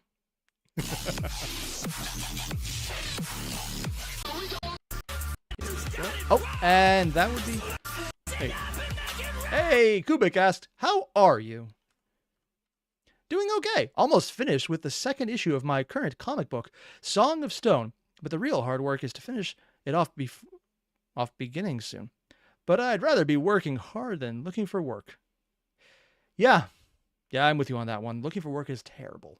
Because you can put in all the effort and all the work, and it still doesn't pay, as opposed to normal work, where you put in all the effort and all the work, and it mostly pays. It is an improvement. Also, I need to find more of, like, the comic books. I know I've mentioned them before, but I've always held off just because I want to finish this first, but then I saw how long it is, I realized that might not be a good idea to wait. And Fan said, I don't really think about the Knights of Ren. Oh yeah, I keep forgetting they were a thing. They were all mentioned, and then they died immediately. It's like the movies were just lead-ins to the TV shows, and there were a bunch of references that were thought out in advance, and the TV shows will kind of flesh out and make interesting, but they came out in the wrong damn order. A lot of the stuff in the movie makes sense if you watch the corresponding TV show that came out after it, that fleshes it out. I don't know why Disney does that. It's stupid. It wastes characters that they then flesh out in interesting ways, and it would be a really cool shout-out if you had the corresponding series beforehand. But they do it backwards, where you get the unsatisfying ending because you don't have any of the context from the show they haven't released yet. And sure, they would spoil some of the show, or spoil some of the movie by showing you the show, but it just... Also, part of the Knights of Ren is they were from the plot line of the second movie, where they've gone through multiple various directors. There was a lot of clusterfucks in the second movie and the third movie, and then some of the things they were going to do for the third movie that looked absolutely epic. But then you see the storylines they were going to do, and it was really stupid. There were spoilers about the storylines. They had a lot better structure and makeup of the world in the initial plot lines, but the actual storyline was Kylo Ren goes out and he finds a Sith master who's old and kind of decrepit, but he teaches him the ways of the Force. It's literally just evil Yoda, and then he finishes his training by killing him. And he dies. And then he goes to the final battle. It's literally just evil Yoda, but it's done in such a way that it does not feel like the Sith. So that was the initial plot, because it was published out there, and, well, leaked essentially. But yeah, I kind of like the third movie better than what the initial plot was, but from what I've seen, they had so much more work on the environmental details that it looks so freaking better that way. It just didn't work in Star Wars, where this one doesn't really work as a movie nearly as well as it works in Star Wars. It's a different bad. This at least was fun, if not good, where the other one would have been probably fun as well, but also not good for Star Wars. I have conflicting feelings about this. Still think the second movie out of the new sequel trilogy is great. If you cut out the freaking the hotel or casino, it was just useless. Mateus? One, I will not hear anything bad about DuckTales. DuckTales was amazing, and it was actually a really good show. And Disney can't handle a universe? Honestly, I don't think it's so much that they can't handle a universe. They do great when they're given enough time. They're just not good at movies. It's why Pixar is doing their own things. And when they don't get told to write a self-congratulatory movie about, hey, look at how amazing Disney is and all these random shout-outs, but then don't do a movie around it, then it's great. Yeah. Disney, when they actually have long-term storylines and TV shows, seem to be really good right now. They're just doing better because they have time to flesh it out. And they're giving a showrunner time to bring everything in rather than condensing it to a movie. I think they're just better right now at long-form content than short-form. That's just my opinion. I'm going to keep on moving. Also, because Farness says, let's keep it going, Airier. Sorry, I rant about this. I realize. I'm sure no one's ever done that before in anything to do with Star Wars. That never happens. Let's get back to the show. It's also my pleasure to return to today's audio drama presentation of episode 37, Hidden Hunters. Enjoy. Farness. Oh, we haven't seen him in... I actually don't even realize how long we haven't seen him in. It's been a while. Farness groaned feebly, wincing, head throbbing in the darkness. Since the night started moving around. He called through a scratchy, dry throat. He could still feel her vaguely behind him, but she was still and silent. Is she surviving? The cockpit of the night had been crushed, just as the night had been. Because Ahsoka was near here. Oh, is he one of the prisoners? Or he might become a prisoner or avoid it. Ooh. The already cramped space crumpling until Farness could barely move, and becoming deprived of all light. None of the controls he could reach were responsive to his touch, and it took him what felt like hours to finally properly judge his own physical condition. He had hit his head hard, and was bleeding from a gash somewhere in his hair. But you're not He dead. was constricted into a half-standing, half-sitting position, which left him leaned far forward. His chest barely able to take a full breath in without touching the pushed-in blank screens and panels of the forward console.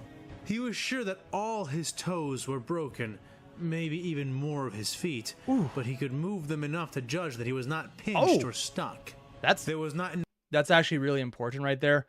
One of the ways you know nerve damage has happened, if you can't move your toes or they don't feel pained, the fact that he can move any part of his feet at all is actually really good, because I'm going to be honest, with our current level of medical technology, unless it's your big toe, which they might do something for the rest of them, it doesn't really matter how fucked up the entire aspect of, hey, how do you fix a broken toe is take medicine, specifically for the pain, and ignore it, and then put on a shoe. Will it get fucked up and deformed and terrible to look at? Yes. Yeah. It's disturbing. So, yeah, he's actually in really good shape right now. Enough space for him to turn to closely examine Nerva, but after listening very closely and holding his own breath, he was sure he was able to confirm to himself that she was still alive, still breathing, just unconscious. That was the only bit of potentially good news he had, though. Can he safely extract alive her from or the dead, pilot they were seat? trapped by the closed, unpowered hatch of the Night Walker. After enough squirming, he was able to work his sidearm las pistol out of its holster, and managed to painfully haul himself all the way up to the closed door. The young guardsman felt around for anything he could use to manually open it, but nothing he pulled, twisted, or tugged on had any effect, and it would be hilarious if they're trapped in there because it needs something mechadendrites could open, but a person couldn't.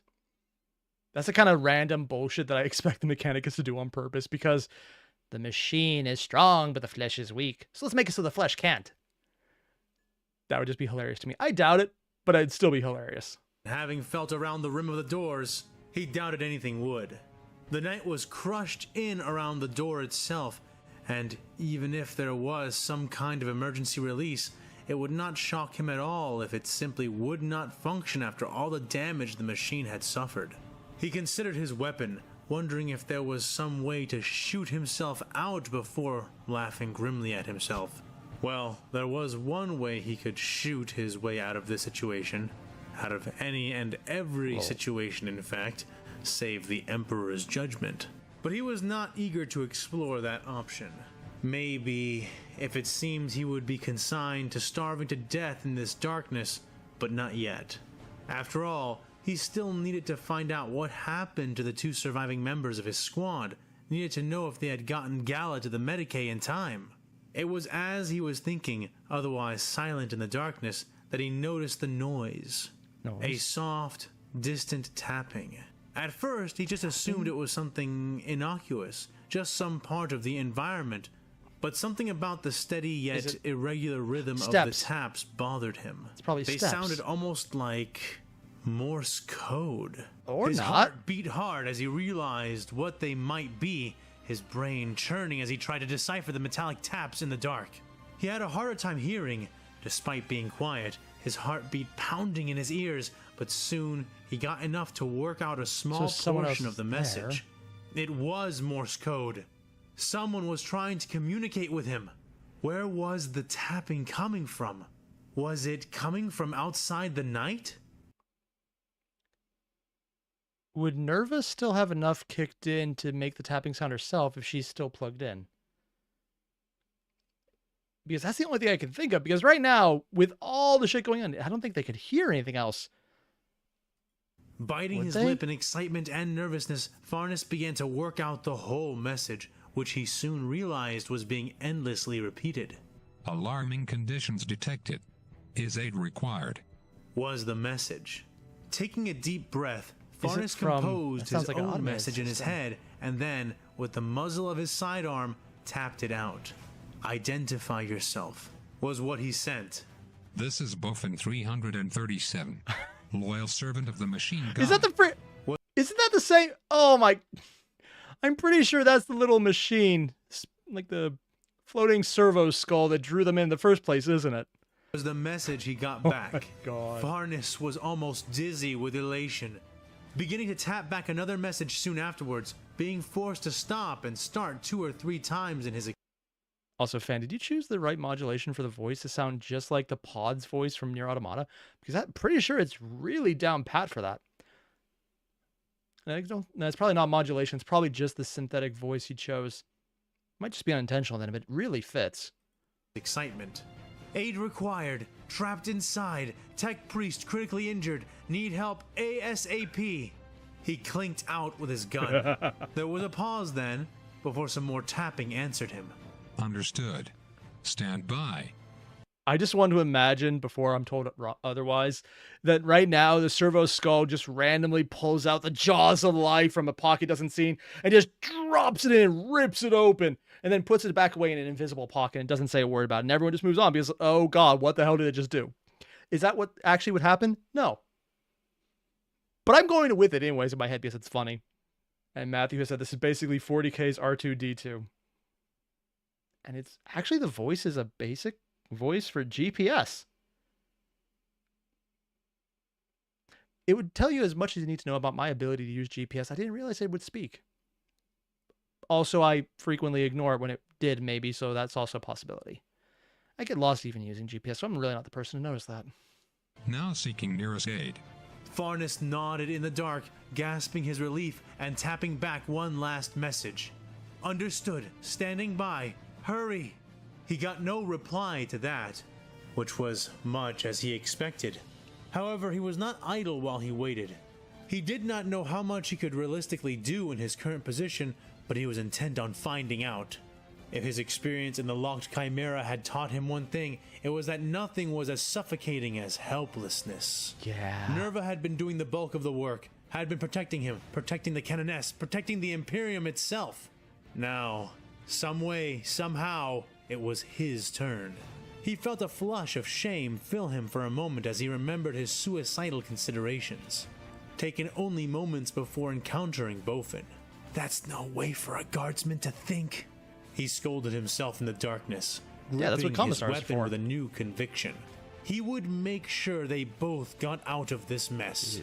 Farness swore he would not rest until they were both back with the Imperium proper, and out of this metal tomb.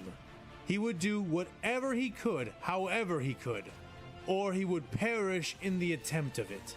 And the first step to that was working out how to get out of here. It was his turn to stand, and with Bofin's help, he hoped he'd at least have the dignity to die standing, as opposed to locked in a dead mechanical demigod. Oh, wait. General Windu. Ooh. I didn't think we'd actually see him this episode. Thought we just moved on from his position already. Mace Windu stood within a tall spire, the room he now commanded having been converted into a forward command post from a hollow network media center. A hollow projection table, several stations, and many large pieces of communications equipment had I know this is a stupid joke, but I'm hoping this is called ANN, the Axum News Network, because that would just be funny to me. been brought in and set up. He leaned over the table, viewing with clarity the battle now taking place in the crushed avenue leading up to the Basilica. The blue units of the 501st poured down like a purifying flood from the top of the crashed dreadnought, hitting all sides of the red-lit surviving Imperial forces just as the withdrawn troops who had surrendered the avenue suddenly returned, catching the Imperials between them. To add to that, crowds Oh, so he's actually watching the tactical representation of what we've just been hearing the entire time. Oh, okay. of yellow combatants were charging up from several of the larger adjoining roads. Axumite freedom fighters, from the looks of it, and they were hammering into the Imperials hard from three separate sides. Though one of these three mobs seemed far more effective than the others. He watched as it enveloped and devoured several Imperial forces which had managed to fight their way off the main road, cutting through their normally resilient defenses with speed. But it was not long before their canny enemy began some kind of effective recovery, the Basilica gates flying open as reserve soldiers poured out, lancing into groups of clones and rebels in order to extract those they could from the clutches of death. Windu helped to organize the counter-offensive from this omniscient position, but even so, the Imperial rescue team still managed to stall their advance long enough to rescue many otherwise doomed Imperial forces. By the sound of it, it sounds like Windu is overall command right now. I know he's acting as a general, but is there anyone else around him? Or has he just gone full control mode? I don't think I've seen a moment where he's ever shown tactical acumen. But I also don't ever remember seeing him in anything where that would have come up. Unless it was in Clone Wars and it just is something I haven't got to yet, which is entirely possible. I am so far behind. It's not even funny. Really need to get on that. It's just kind of weird that he would be the one sitting in the control room, watching it over, trying to give tactical advice, because it doesn't seem like his wheelhouse. And usually still the Republic. The Republic is pretty good about giving the Jedi aides who at least know something about what they do. Granted, I'm sure Palpatine would love them just failing, so that's entirely a thing. All of them retreating into the gates of the Basilica compound. Mace ground his teeth together as he observed it. Despite their earlier bombardment, the walls still stood, and the grounds within them were heavily fortified. "Should we prepare our forces for an assault, General?" asked the clone commander who stood to Windu's right. So they do have the people with him, okay. He shook his head, looking at the trooper, but they're just one listening. of Ayla's men, his armor chipped in some places, blackened in others. The room was mostly lit by the shine of computer consoles, and what sunlight managed to make it through the line. Okay, Kubik, this is an amazing image. I love everything about this. This is good. It's just really good. Line of windows which created one wall of the room, most of them already cracked or partially shattered. The Jedi Master sighed heavily, leaning forward over the holographic battlefield and closing his eyes for a moment. "No, assaulting now will only bleed us even more. Find out if those Axumites have a leader, and get me in contact with them if they do. Which We Obi-Wan need to already set up coordinate with them if it is by asking for possible. that guy to come in. Have our forces surround the Basilica. Or did this happen Either we before are that? settling in for a siege, or we are containing them to the temple grounds until the rest of the Order arrives." Mace said, the clone saluting as the doors leading into the room slid open, permitting Ahsoka Tano and Captain Rex to stride inside. Okay, so Ahsoka's here The as well. ex-Jedi stood straight, hands folded behind her back as her eyes met Windu's from across the hologram projecting table. Both warriors now marked by the battles they had endured. Rex himself was no less worse for wear, his armor chipped and singed in several places, a few flakes falling off as he snapped a crisp salute. "Commander Tano, Captain Rex, it's good to see you are both safe, and though your entrance was a bit dramatic for my tastes, I cannot argue with your results. Dropping a Well ship done," would help. he said, his face softening as he regarded the former Padawan. Seeing her now, Mace felt a pang of remorse for his and the Council's hasty decisions surrounding her trial. She had the makings of a true Jedi, strong in form and spirit, and that strength shone through now as she stood wreathed in the glory that came from being the one who rescued the entire assault. Ahsoka Tano, the ex-Jedi student of the Chosen One, still holding strong long after so many others within the Order had fallen or lost the strength to go on. He was coming to understand that her departure from the Order was a larger loss than he and the others had been willing to admit at the time.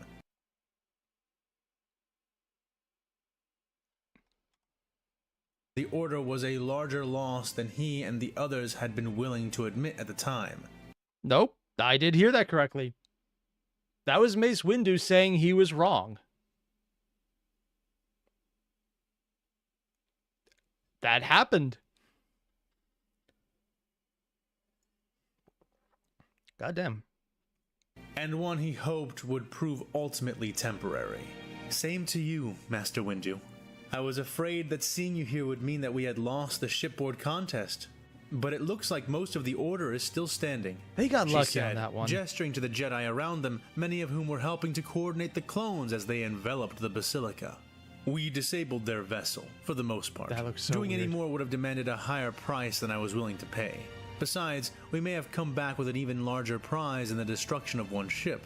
Oh? But never mind that for now. How are your men doing? I can see even from here that you are not without your own losses," said Master Mace Windu. Ahsoka nodded, and Rex stepped forward, projecting their numbers in a report display. And I've been corrected by a fan in the chat saying, no, he was only thinking it. He never said it out loud. My mistake. No weaknesses in his head. Unless there are Jedi around who would say that. Would a Jedi around be able to hear his own mental thoughts well enough to understand his thought process if they knew him well enough? Even if they were, there's no one around who could do that. Played from his wrist-mounted holoslate. Right you are, General. Taking the ship was no mean feat, and we did still lose some men in the crash. All in all, however, the 501st is ready to help reinforce a Star Corps wherever we are needed. Hope you don't mind, but some of our men have been a little proactive when it comes to upgrading our equipment. Many are using droidman weapons we took while reclaiming the ship, the clone informed. Mace nodded, waving his hand as Smart though it were move. the essence They're of good guns. unimportant. As long as they're Considering a lot of the droidman weapons might include Skitarii weapons, which are actively killing the user through irradiating them, because the flesh is weak, if it breaks and you're not dead and you're still worth surviving, we'll just give you metallic parts.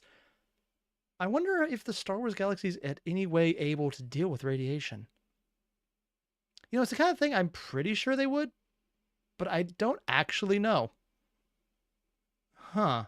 They're still firing for our side. I don't care what guns your men use. We are currently moving to seal the Imperials inside their fortress while we wait for the other half of the order to arrive. Once gathered, we will crush them with a single decisive strike. It will be over before they even know it has begun, said Mace. If that is the goal, then we should get some clones to work on sapping locations beneath the enemy temple. Oh, good idea. Here and here would be the best locations. Ahsoka said, gesturing to a section of the massive city platform that held the basilica and its surrounding structures up. The image zoomed in to display the breaching locations she was indicating towards. When we attack the gates, most of their forces will be drawn to more defensible locations, and they may not notice holes appearing in these places. If we set up just right and time the intrusions with the main assault, we might be able to smuggle a battalion or two of clones behind their perimeter before they even realize there has been a breach, she advised. Mace looked on approvingly, rubbing his chin for a moment before giving her a sharp nod.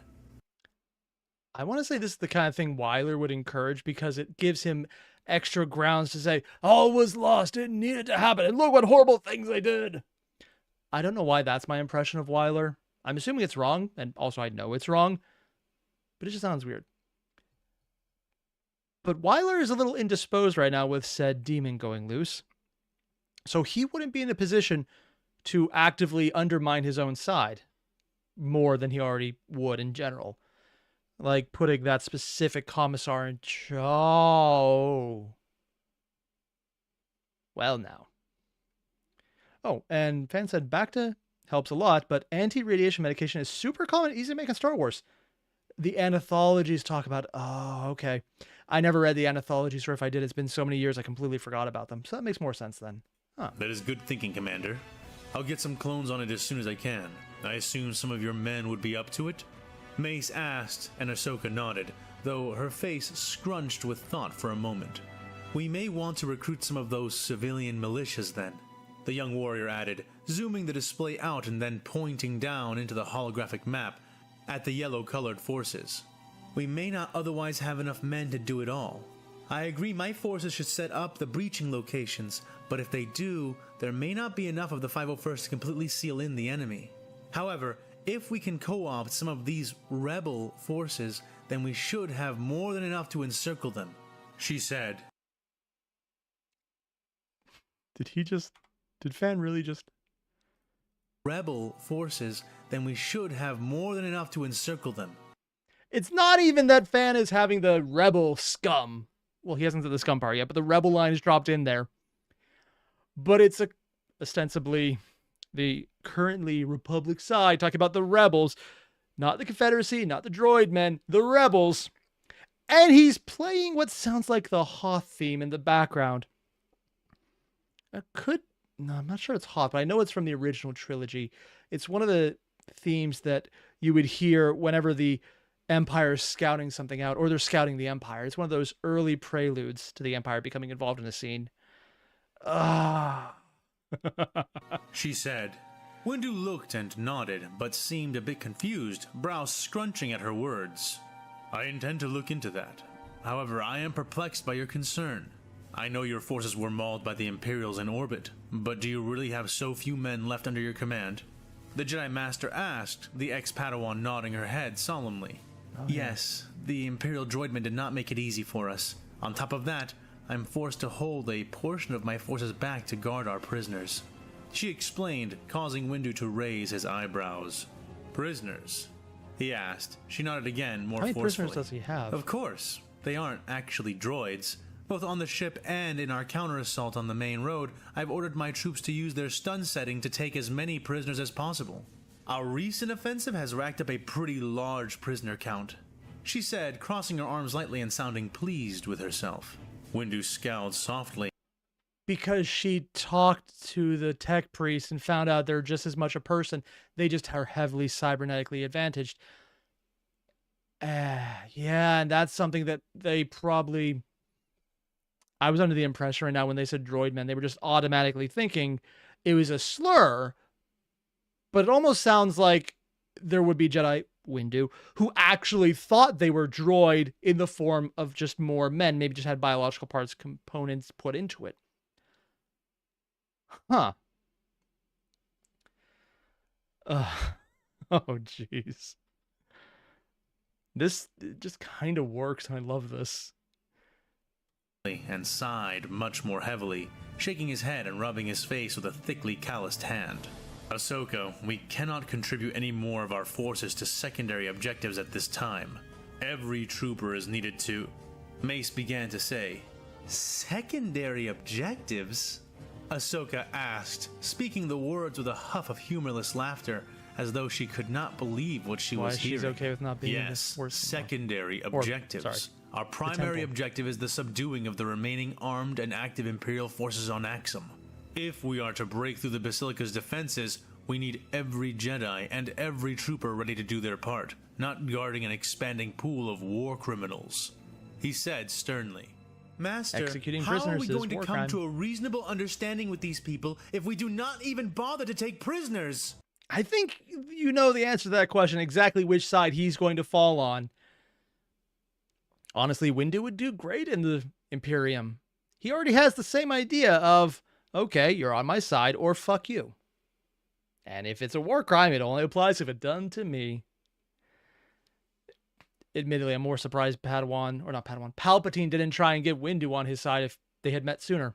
Because he would probably be a much better fit than even Anakin. Just, less plot armory. More than half the intel I've gained on them came from one discussion I've managed to have with one of their priests. A priest I captured. Besides, what exactly do you want me to do with the prisoners I do have? That would be commit his own war crime and execute prisoners. And also, Windu is in very much the case, not a spy chief. Hell, he's not a general, even if he has the title. That's the problem that the Jedi all had. And it doesn't sound like they ever got around that. Oh, and Rhinosaurus trying to explain the concept of war crimes to the Imperials from 40K again. Yeah. I mean, I'm sure they have a concept of war crimes, but usually that would be something along the lines of crimes you commit in war, like cowardice. And they have a very set way to deal with that. It's called a commissar. Beyond that, I don't think they would really care. Let them go to rejoin the enemy? She asked, shaking her head and crossing her arms more tightly. Obviously not, said Windu.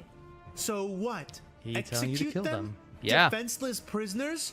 Do I even need to remind you that doing that is not our way? Ahsoka snapped. Look, Tano, just do not take any more prisoners.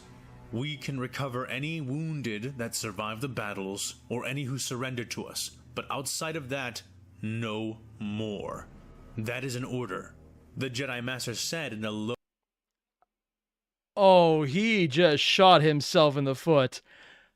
Because he was just speculating that she has left the order.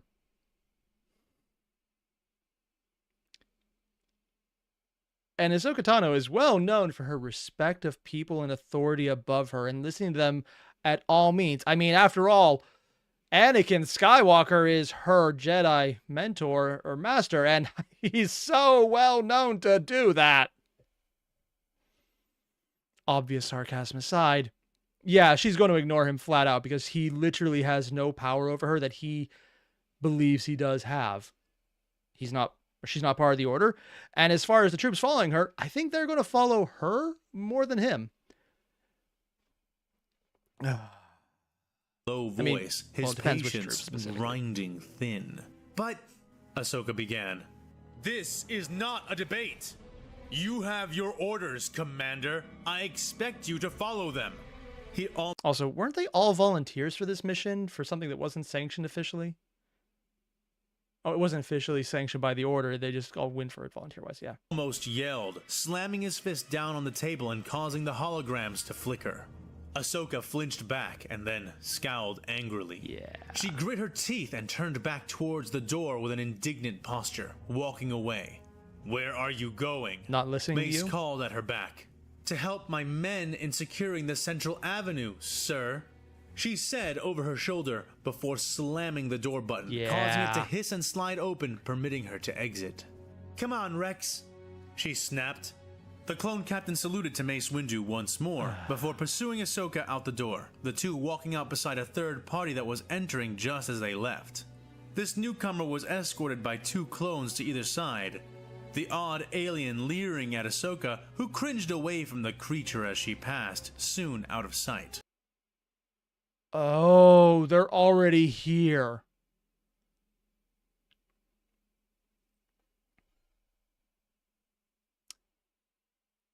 So, oh, that's what Fan's aiming at.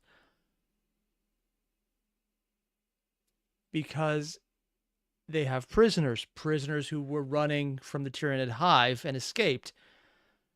And they would know about the Gene Stealers, at least someone would, because they were probably fighting them, because that's what Gene Stealers do in advance of the Tyranid hive arriving. So they will probably recognize the signs of the cult and will most likely tell her, because these things lead to worse than anything they're fighting right now. So she'll have intel, but this also breaks down the divide, so Windu won't have it. Because he wouldn't even try and get any information from the prisoners, because he doesn't think they should be there in the first place, and they're a waste of resources. Oh. And already we see the division forming in the resistance to the Imperium, along the lines of their horrible troops. And that would also be doubly true of anyone... I was going to say they would know about Kaon, but there's actually a really good chance that just base-level soldiers wouldn't be aware of that. And I don't know if any of the sisters would let themselves be taken alive, so they might actually not be aware of him at all. I mean, sure, they would know what chaos is, but he would also probably not put that out in front of them. But it would be funny if any of them saw that. It's like, hey, your boss kind of has an evil dude on his shoulder. It'd be funny because the initial assumption would always be Palpatine, but they mean Kaon instead. But joking aside, I could see a division happening over the Gene Stealer involvement. I heard you were looking for me. Well, look no further, Master Jedi. Hissed this new figure who sauntered into the room. Mace blinked. The man who slid into his command center was unlike any being he had ever seen before. Tall and straight-backed, with a large bald head, intelligent yellow eyes, and a handsome, if stretched, face, this newcomer strode as though he were the one granting an audience to the Jedi, and not the other way around. Most shockingly of all was the man's 3 arms, his 2 right limbs appearing humanoid, whereas the left was composed of an enormous 4-digited taloned claw. "I'm sorry? Have we met? I don't think I'm looking for anyone like you at the moment," Windu said, straightening to meet the man. Wait. Oh, there's multiple Primus then. It's probably not the one we already talked to. Oh, because he was still busy. Oh. Unless a lot has progressed faster off camera than I thought. Because then Javona would be here as well, most likely. The leader of the rebels. I could have sworn you wanted to see me to coordinate. Isn't that right? The man asked with a serpent's smile, coming to lean against the table. Mace nodded, quirking his eyebrows. "You are the leader of all the rebels?" Some he of them. asked. "Not cool." That was a certain not Inquisitor speaking who would now see his prey most likely, or one of the preys. Quite, was the answer Mace got, but the rough rasp came not from the alien Windu had been talking to, but rather from yet another newcomer who was being escorted in by 2 more clones. So this is literally all the sides coming together, but we already know the Inquisitor is probably going to keep his head down because they're all enemy side as far as he's concerned. And pointing out the gene stealers probably wouldn't matter right now because they wouldn't have reference. So he's going to be aware that there's multiple sides already forming. Oh. This newly arrived man was huge, over 6 feet of hard, obvious muscles, wrapped in green work fatigues and a black trench coat which was torn, singed, and still smoking slightly. The black-haired man stared forward with hard, dark eyes, a burning cigarette held clenched between his pursed lips as he spoke out one side of his mouth. Unlike the rebel who was already in the room, this man seemed entirely human, though no less confident in his demeanor. "Jedi Master Obi-Wan Kenobi, is that right?" the man asked as he came to stand beside the table, looking down at the hologram projection that stood between. Unless Obi-Wan's in the background, I miss it completely. I just find it funny, someone looking at Mace Windu going, "Oh, you must be Obi-Wan." I know it's stupid, but that actually makes me laugh, damn it. Close. Master Kenobi is currently in the field. I am Jedi Master Mace Windu. And you are? Mace said, hiding any sign of annoyance as he controlled the growing headache he felt pounding in his head. "Samel, I'm leading this group down here," said the burly man, pointing down towards the smallest of the rebel mobs, which had gathered towards the southern end of the battlefield. Goddamn. Mace nodded, noting the man's odd accent and soldier's bearing, before turning towards the other who had come before him. "That is good to know. Here I was about to ascribe all these groups to one authority," Windu said pointedly. The alien shrugged dismissively, walking around the holotable and indicating towards the hologram of the battle. He gestured with his black talons towards the yellow group of rebels which had been destroying the Imperials they encountered with unusual effectiveness. This is my group. I cannot speak for the others. That's the truth, I swear it. He confessed mockingly. Mace looked down and scowled somewhat as he noticed which group the man laid claim to and what this group was doing. Good. Then as our first order of business, we can have you order these people to pull back. If they keep charging up towards the Basilica, they are going to run head first into the Imperial weapons. Oh, okay. So this is something Fan did earlier I didn't like, where he attributed things on a graph, but he told you this and that and this and that. So I thought he was going to do it again, but no. He's actually fixed that issue I had, and he's gone into this and said, okay, ooh, I don't like what they're doing. And then he immediately went into the dialogue to say what he didn't like about it. So not only do you have coverage of that without restating it, but we're getting the dialogue showing us that they're specifically taking actions that are suicidally brave or just reckless beyond all matter, because it's like they're not entirely in their own heads anymore. But that would be like saying they're gene stealers or something. I would never say that. That's just what Nah, that'd be crazy talk. Batteries. Those weapons will, Mace began to say, pointing at the advancing yellow forces who were even then chasing the retreating tail of the Imperium up towards the temple grounds. We'll do nothing we cannot overcome if your Jedi warriors rip them off the walls or... Oh, this is supposed to be the Primus. I wasn't sure what I was looking at first. Yeah, they just circled up his body to give him an inhuman claw and then 2 human arms on the other side. Wasn't sure what Kubrick was doing there for a second. Okay. Fall upon them with your power swords. The alien man interjected in the midst of Windu's sentence. Now is not the time to hold back. The Imperials are off balance, demoralized. We need to strike them now, relentlessly and without pause. We need to rub them out until they no longer exist. Can we not have the guy talking about rubbing out people? Because that just, the joke is already the gene stealers want to steal your genes, and I don't want to hear about them rubbing out anything. Thank you very much. Mace raised his hand to stall him, looking towards the human counterpart to the alien rebel. What do you think? He asked. The man shook his head, swiveling a line of smoke in the air as he did, reaching up to take the smoldering tube from his mouth as he spoke. We press on now, we might win, but the cost will be massive. Even if you knock out those emplacements, this is a layered wall with pillboxes lined all throughout. The kill zones on these segments will drown us in weapons fire and our own blood. The human rebel pointed out. And this is one of the things I absolutely love the fans doing. He's taking faction considerations into how they prosecute the war.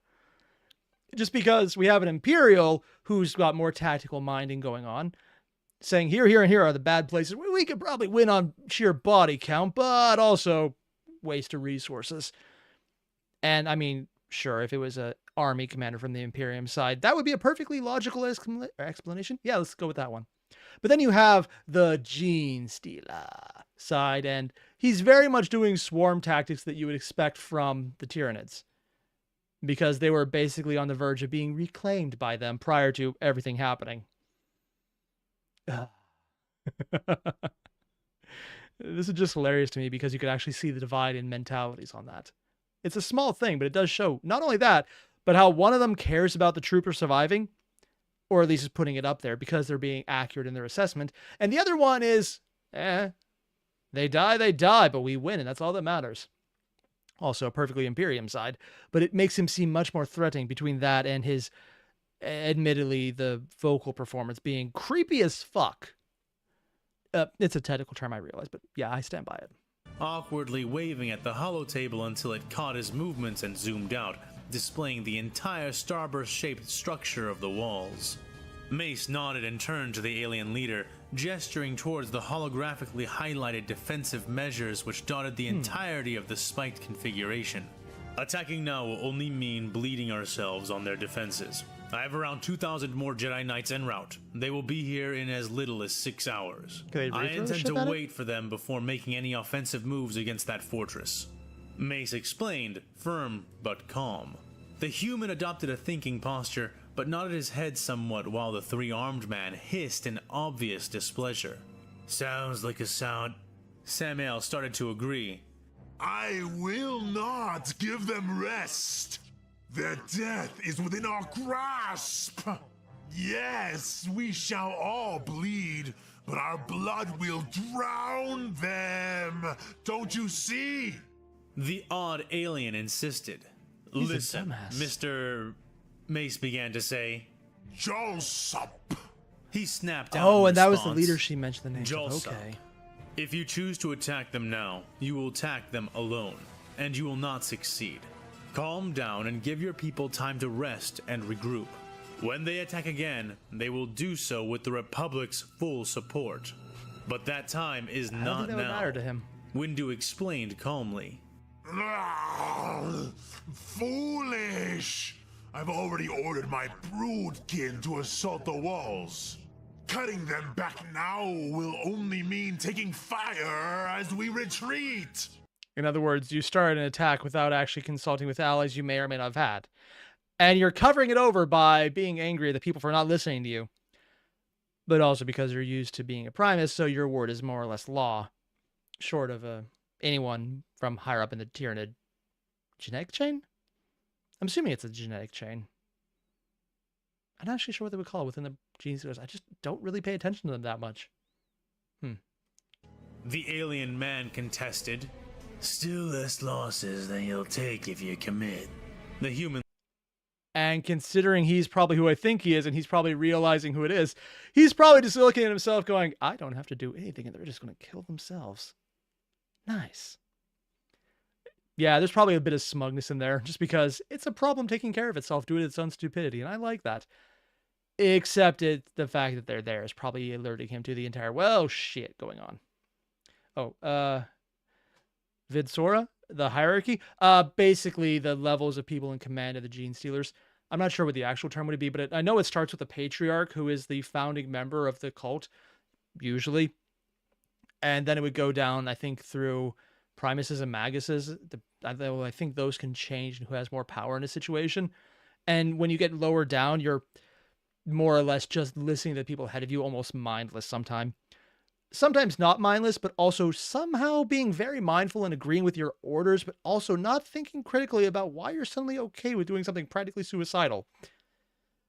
Yeah, because there is a good portion of mind control in them. Leader added, We are at war. Losses are inevitable. All that matters is that we earn something for those whom we lose. Retreating earns us nothing.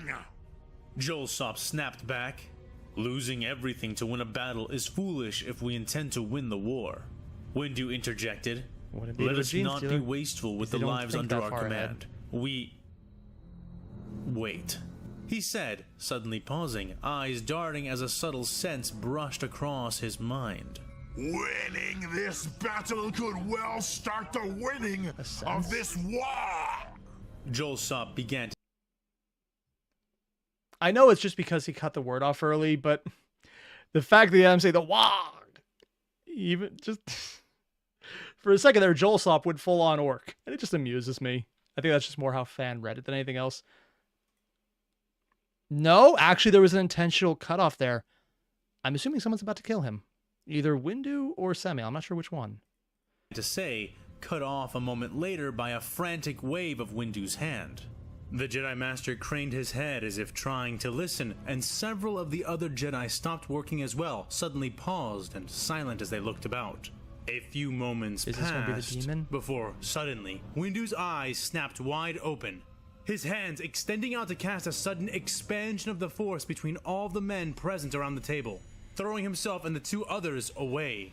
Almost the very instant after he did this, the roof above them caved in under the force of a shaped charge. Oh. The explosion shattering the hollow table into pieces. Who do we got now? The clones and Jedi in the room snapped around to face the sudden disturbance, falling straight into their assailants' hands as flash grenades fell out from the smoking hole above them. Shock troops? Each one held and cooked to detonate just as they reached the halfway point between the ceiling and the floor.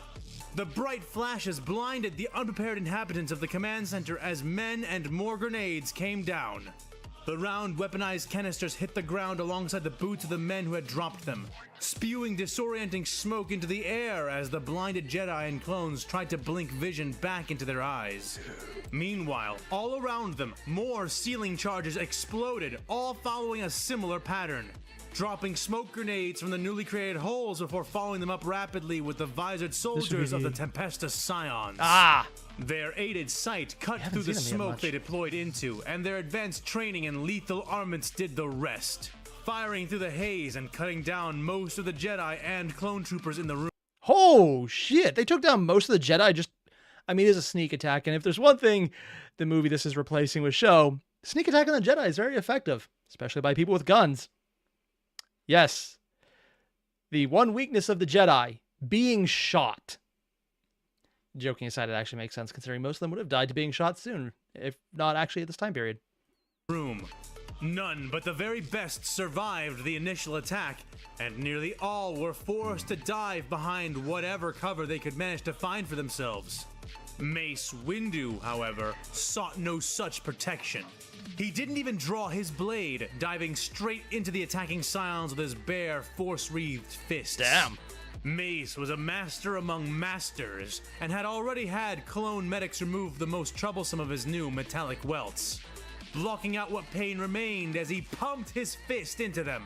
Each strike was like the blast of an autocannon loaded with armor-piercing rounds, save for the fact that Windu's limb was far larger than any bullet those guns fired. Oh. His knuckles blew bloody chunks out of the soldiers he encountered. God damn! Their fellows maneuvering to swathe him in lethal crossfire, but never moved. And he even pulls in a picture of Windu from the initial Clone Wars TV show that was hand-drawn in 2D. Oh my god. Moving quite fast Windu enough. casts fists Yet, indeed. despite the inability of the central squad of Scions to gain control over their engagement with the Jedi Master, the other breaching squads and those who followed in after them made short work of most who remained. something Windu was powerless to stop. The Jedi were well trained in how to deflect incoming projectiles, and indeed, the Imperial Lasboat was just as susceptible to an intercepting lightsaber blade as any shot taken from a blaster.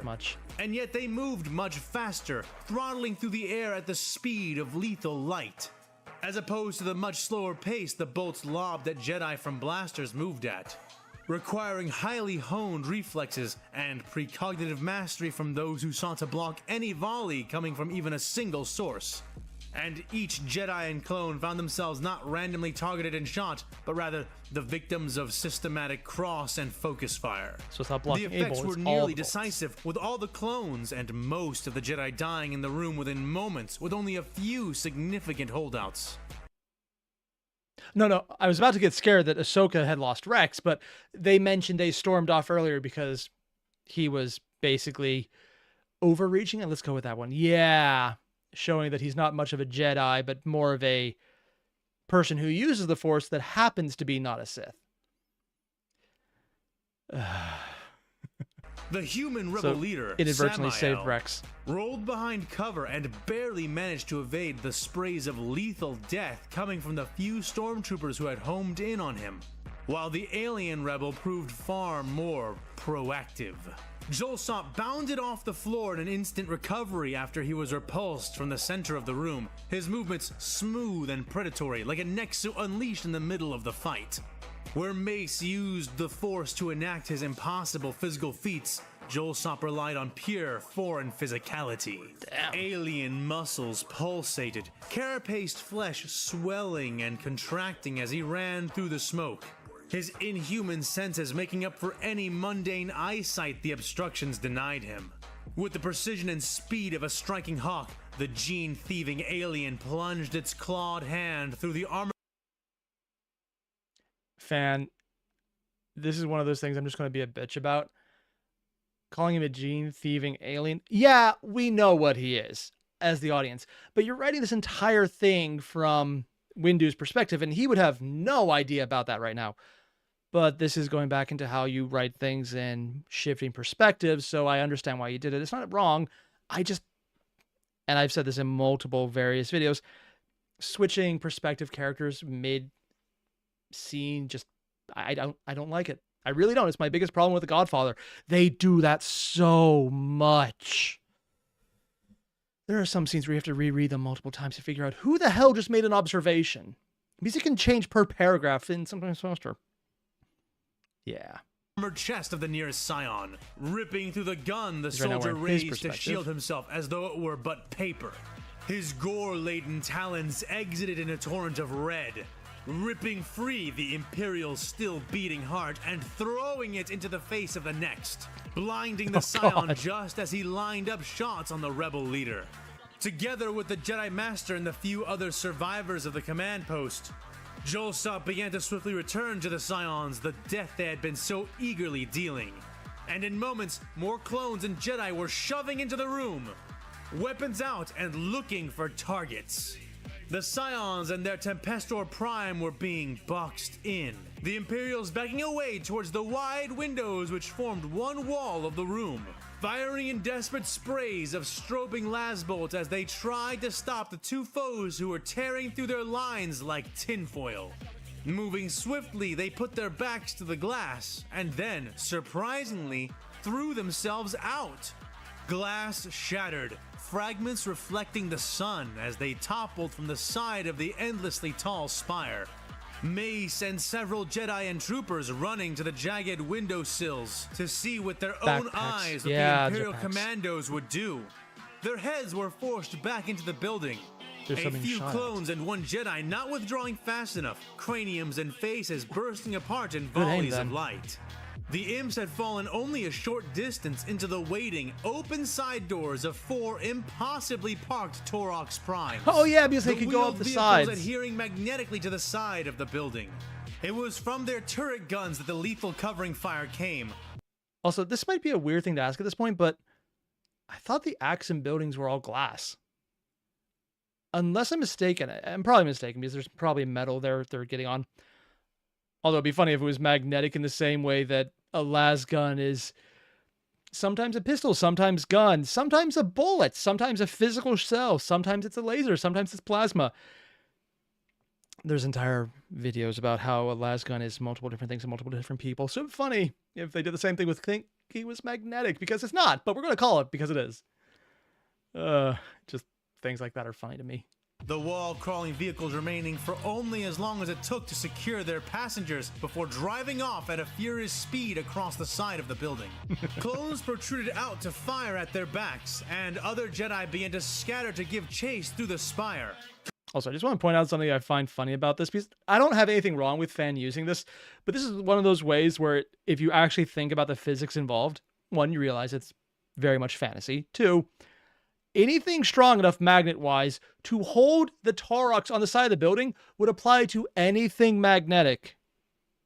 Not just the building, but any clothing the Jedi had, any weapons they had that are metal would be ripped out of their hands as that thing approached. And that would also apply to the people inside it as well. Because if you're even close to the tire and it has so much magnetic force to hold it up, it would just rip you into it. So think an MRI machine. And before anyone says, well, that doesn't rip people up. If you are close enough to touch an MRI machine with a metal filling, well, you're going to have very quick dental surgery performed via machine.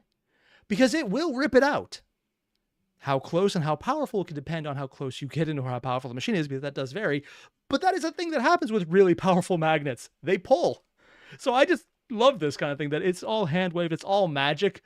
And when you actually think about just how powerful this is, it does not make any sense. But also it makes perfect sense in these universes because it's science fiction. And you should probably put extra air quotes around the science part, which is admittedly, I'd say more a Star Wars thing, but frankly, 40K is just as guilty of that as well. It's science fantasy, and I love every second about it. It's ridiculous in the funniest ways possible. I'm not knocking Fan for doing this. I think this is the kind of absurd science fantasy aspect that both settings do perfectly, so I don't mind this doing. In fact, I like that he did. I just want to clarify that. I don't have a problem with this. I just find it hilarious, and I love it when people do this. It's the hand-wavium of science, and it's fun. Calling for more troops as the smoke in the destroyed command post leaked out through the windows and into the burning sky. Mace stood, face hard and lined with sweat, heart pounding in his chest as he looked out, watching the Imperials flee. He stepped away, glass crunching under his boot as he turned, raising an eyebrow as he regarded the alien leader of the Axumite rebels. His body revealed more and more as the smoke vacated the room. He lay upon the shard-studded ground, his face fixed in a vicious grin, gore-colored claw stretched out before him. Yep. Jolsop was dead, having been killed just before the end of the engagement, but not by any of the Imperial agents who had assaulted them. At least, Samel? not the ones in the armor. The strange alien man had a large molten wound cutting down through his spine. In the back? A wound which looked suspiciously like that left by a lightsaber or something similar. And that would probably mean Samel has a lightsaber then. He probably grabbed it from the multiple dead Jedi around him. And he's an Inquisitor, so there's always a good chance he's also psychic. That would work. Turning to face the room fully, Mace could see much being revealed, but even after all the smoke had cleared, one feature remained absent. The other rebel leader, the human Samael, was gone. Had he fled in the chaos? Run away during the attack? It was a reasonable assumption, Mace knew. His eyes swung slowly back to the dead alien leader, whom he had been fighting alongside only a few moments ago. So that would give a good idea of what Samel is there for. I thought he was there to oppose Wyler, because Wyler's a crazy asshole who seems like he would be a self-defeating moron, considering he's literally setting them up to be defeated. But no, it seems like he's there to hunt down the remnants of the Gene Stealers, so that would make him a Xenos Inquisitor, or Order Xenos Inquisitor, because he's going after the Gene Stealer specifically. And he got out as soon as he accomplished his mission of finding one of the leaders. And he got the information he needed where the rest of the Gene Stealers are. Oh, okay. Yeah, so it makes his job significantly easier then. Wonder what he's going to say when he finds Combeer again. Yeah. Who had died right under the Jedi Master's nose. It was also reasonable to assume that the obvious Imperials were not the only Imperials that were there. Troopers began to move through the room, securing what they could, beginning to replace most of what was there, and nervously watching Master Windu as he approached the dead rebel, and kneeled by his side, looking more closely at his wound. While it superficially resembled a lightsaber's cut, it was obvious to the Master that this damage did not come from any typical lightsaber configuration. The burn was almost jagged, while remaining mostly precise, as though the blade had been flickering and fluctuating when the blow had been struck. Windu stood back up, frowning deeply. How had the Imperials discovered this location? How had they... I mean, one, there's Inquisitor, you took right to it, and two, they seem to have a tech advantage just on hacking comms right now, so they might have actually just done that. They managed to scout it and strike so effectively without being caught or noticed at some point. More and more, the evidence was pointing in one direction. Trooper, locate the other rebel leader, the man named Samel, and bring him to me. Master Windu said, snapping the order off to one of the nearby clone commanders. The man nodded. Aye, will do, General. What are we bringing him in for? He asked. Mace Windu shook his head, rubbing his chin as he sighed heavily out from his nose, turning to face the broken and now ruined holotable. Nothing yet. I've just got a bad feeling about him.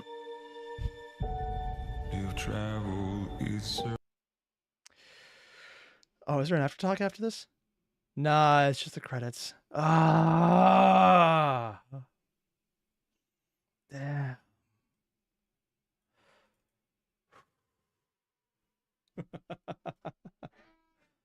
Oh man, every step of the way on this one was intense. I love this, but dear God, man. Oh, dude. Samel made a move. We haven't seen him for a while, and yeah, Heck would definitely be an inquisitorial acolyte of some stripe, probably an assassin, because that's the only person I could think of that could freak out, essentially clone Rambo. Ah, this is so cool. It would be hilarious, though, if this actually was an Alfarius meme. Samel is described as being large, but I thought they were around the 7 foot, 8 foot range, which would, I guess, be shorter. I know the Alpha Legion was shorter, and they were larger, and their primaries were shorter. That's how it went, yeah. But no, I still think he's probably just a good old-fashioned Inquisitor. Either way, I love this. I love seeing a bit more of what Samel is after. I love seeing how the Gene Stealers are getting all in, but their leaders are not that bright. Well, not all of them. They're not hiding what they are. And admittedly, in Imperium side, that would be a blatant dead giveaway. But because there's so many alien races in Star Wars, having someone who blatantly looks non-human is not even a thing. It's, in fact, the normal as opposed to anything else. This is just... There's a lot going on, and I really want to do more. But also, my camera's probably about to overheat soon, and I really shouldn't. Because having it shut down multiple times again would be a bad idea. Basically, what I'm saying is, if you haven't, there's a link below to the original video. Hit it up. Fan did an amazing job, and I love this. So yeah, I'm going to be doing a lot more of these reviews, these live reactions every Saturday going forward, because that's just the day I got now to do stuff like this. And I will be trying to do a Star Rail stream, but it won't be tonight because I gotta do more recordings for later in the week as it goes. But I might try and do it either on Thursday or Friday next week. Or earlier, if I decide to, because why not? That'd be fun. And Kowinski's, I can't say your name, I apologize, mentioned even humans can join the Alpha Legion. Oh yeah, because their Legion wasn't just made up of Astartes, it was anyone who wanted to join, and also Astartes. Yeah, although I think that was more during the Horus Heresy time. I'm pretty sure that I have absolutely no idea what they're thinking after that because it's the Alpha Legion. You can make up whatever the shit you want. It's probably accurate to at least one cell of it. Yeah. Makes sense. Either way, what I'm saying is, again, Fan did a great job. There's a link. Just go let the video play on in the background if you're watching this or something else later, because he did an amazing job. But I want to see what happens next. Oh, damn it. The only problem with catching up is that I'm then caught up and there'll be nothing else to watch. Yeah. Seriously, Fan did an amazing job, and I'm just glad he did such a good job. It's so freaking cool. I'm going to go geek out off screen with my wife because she'll be like, oh, how was your day? And I'll just geek out over every little detail. Again, she's probably expecting it at this point, so I'll make it up to her with maybe cheese pizza later. Yeah, that'd probably work. Either way, I'll see you guys later. Adios.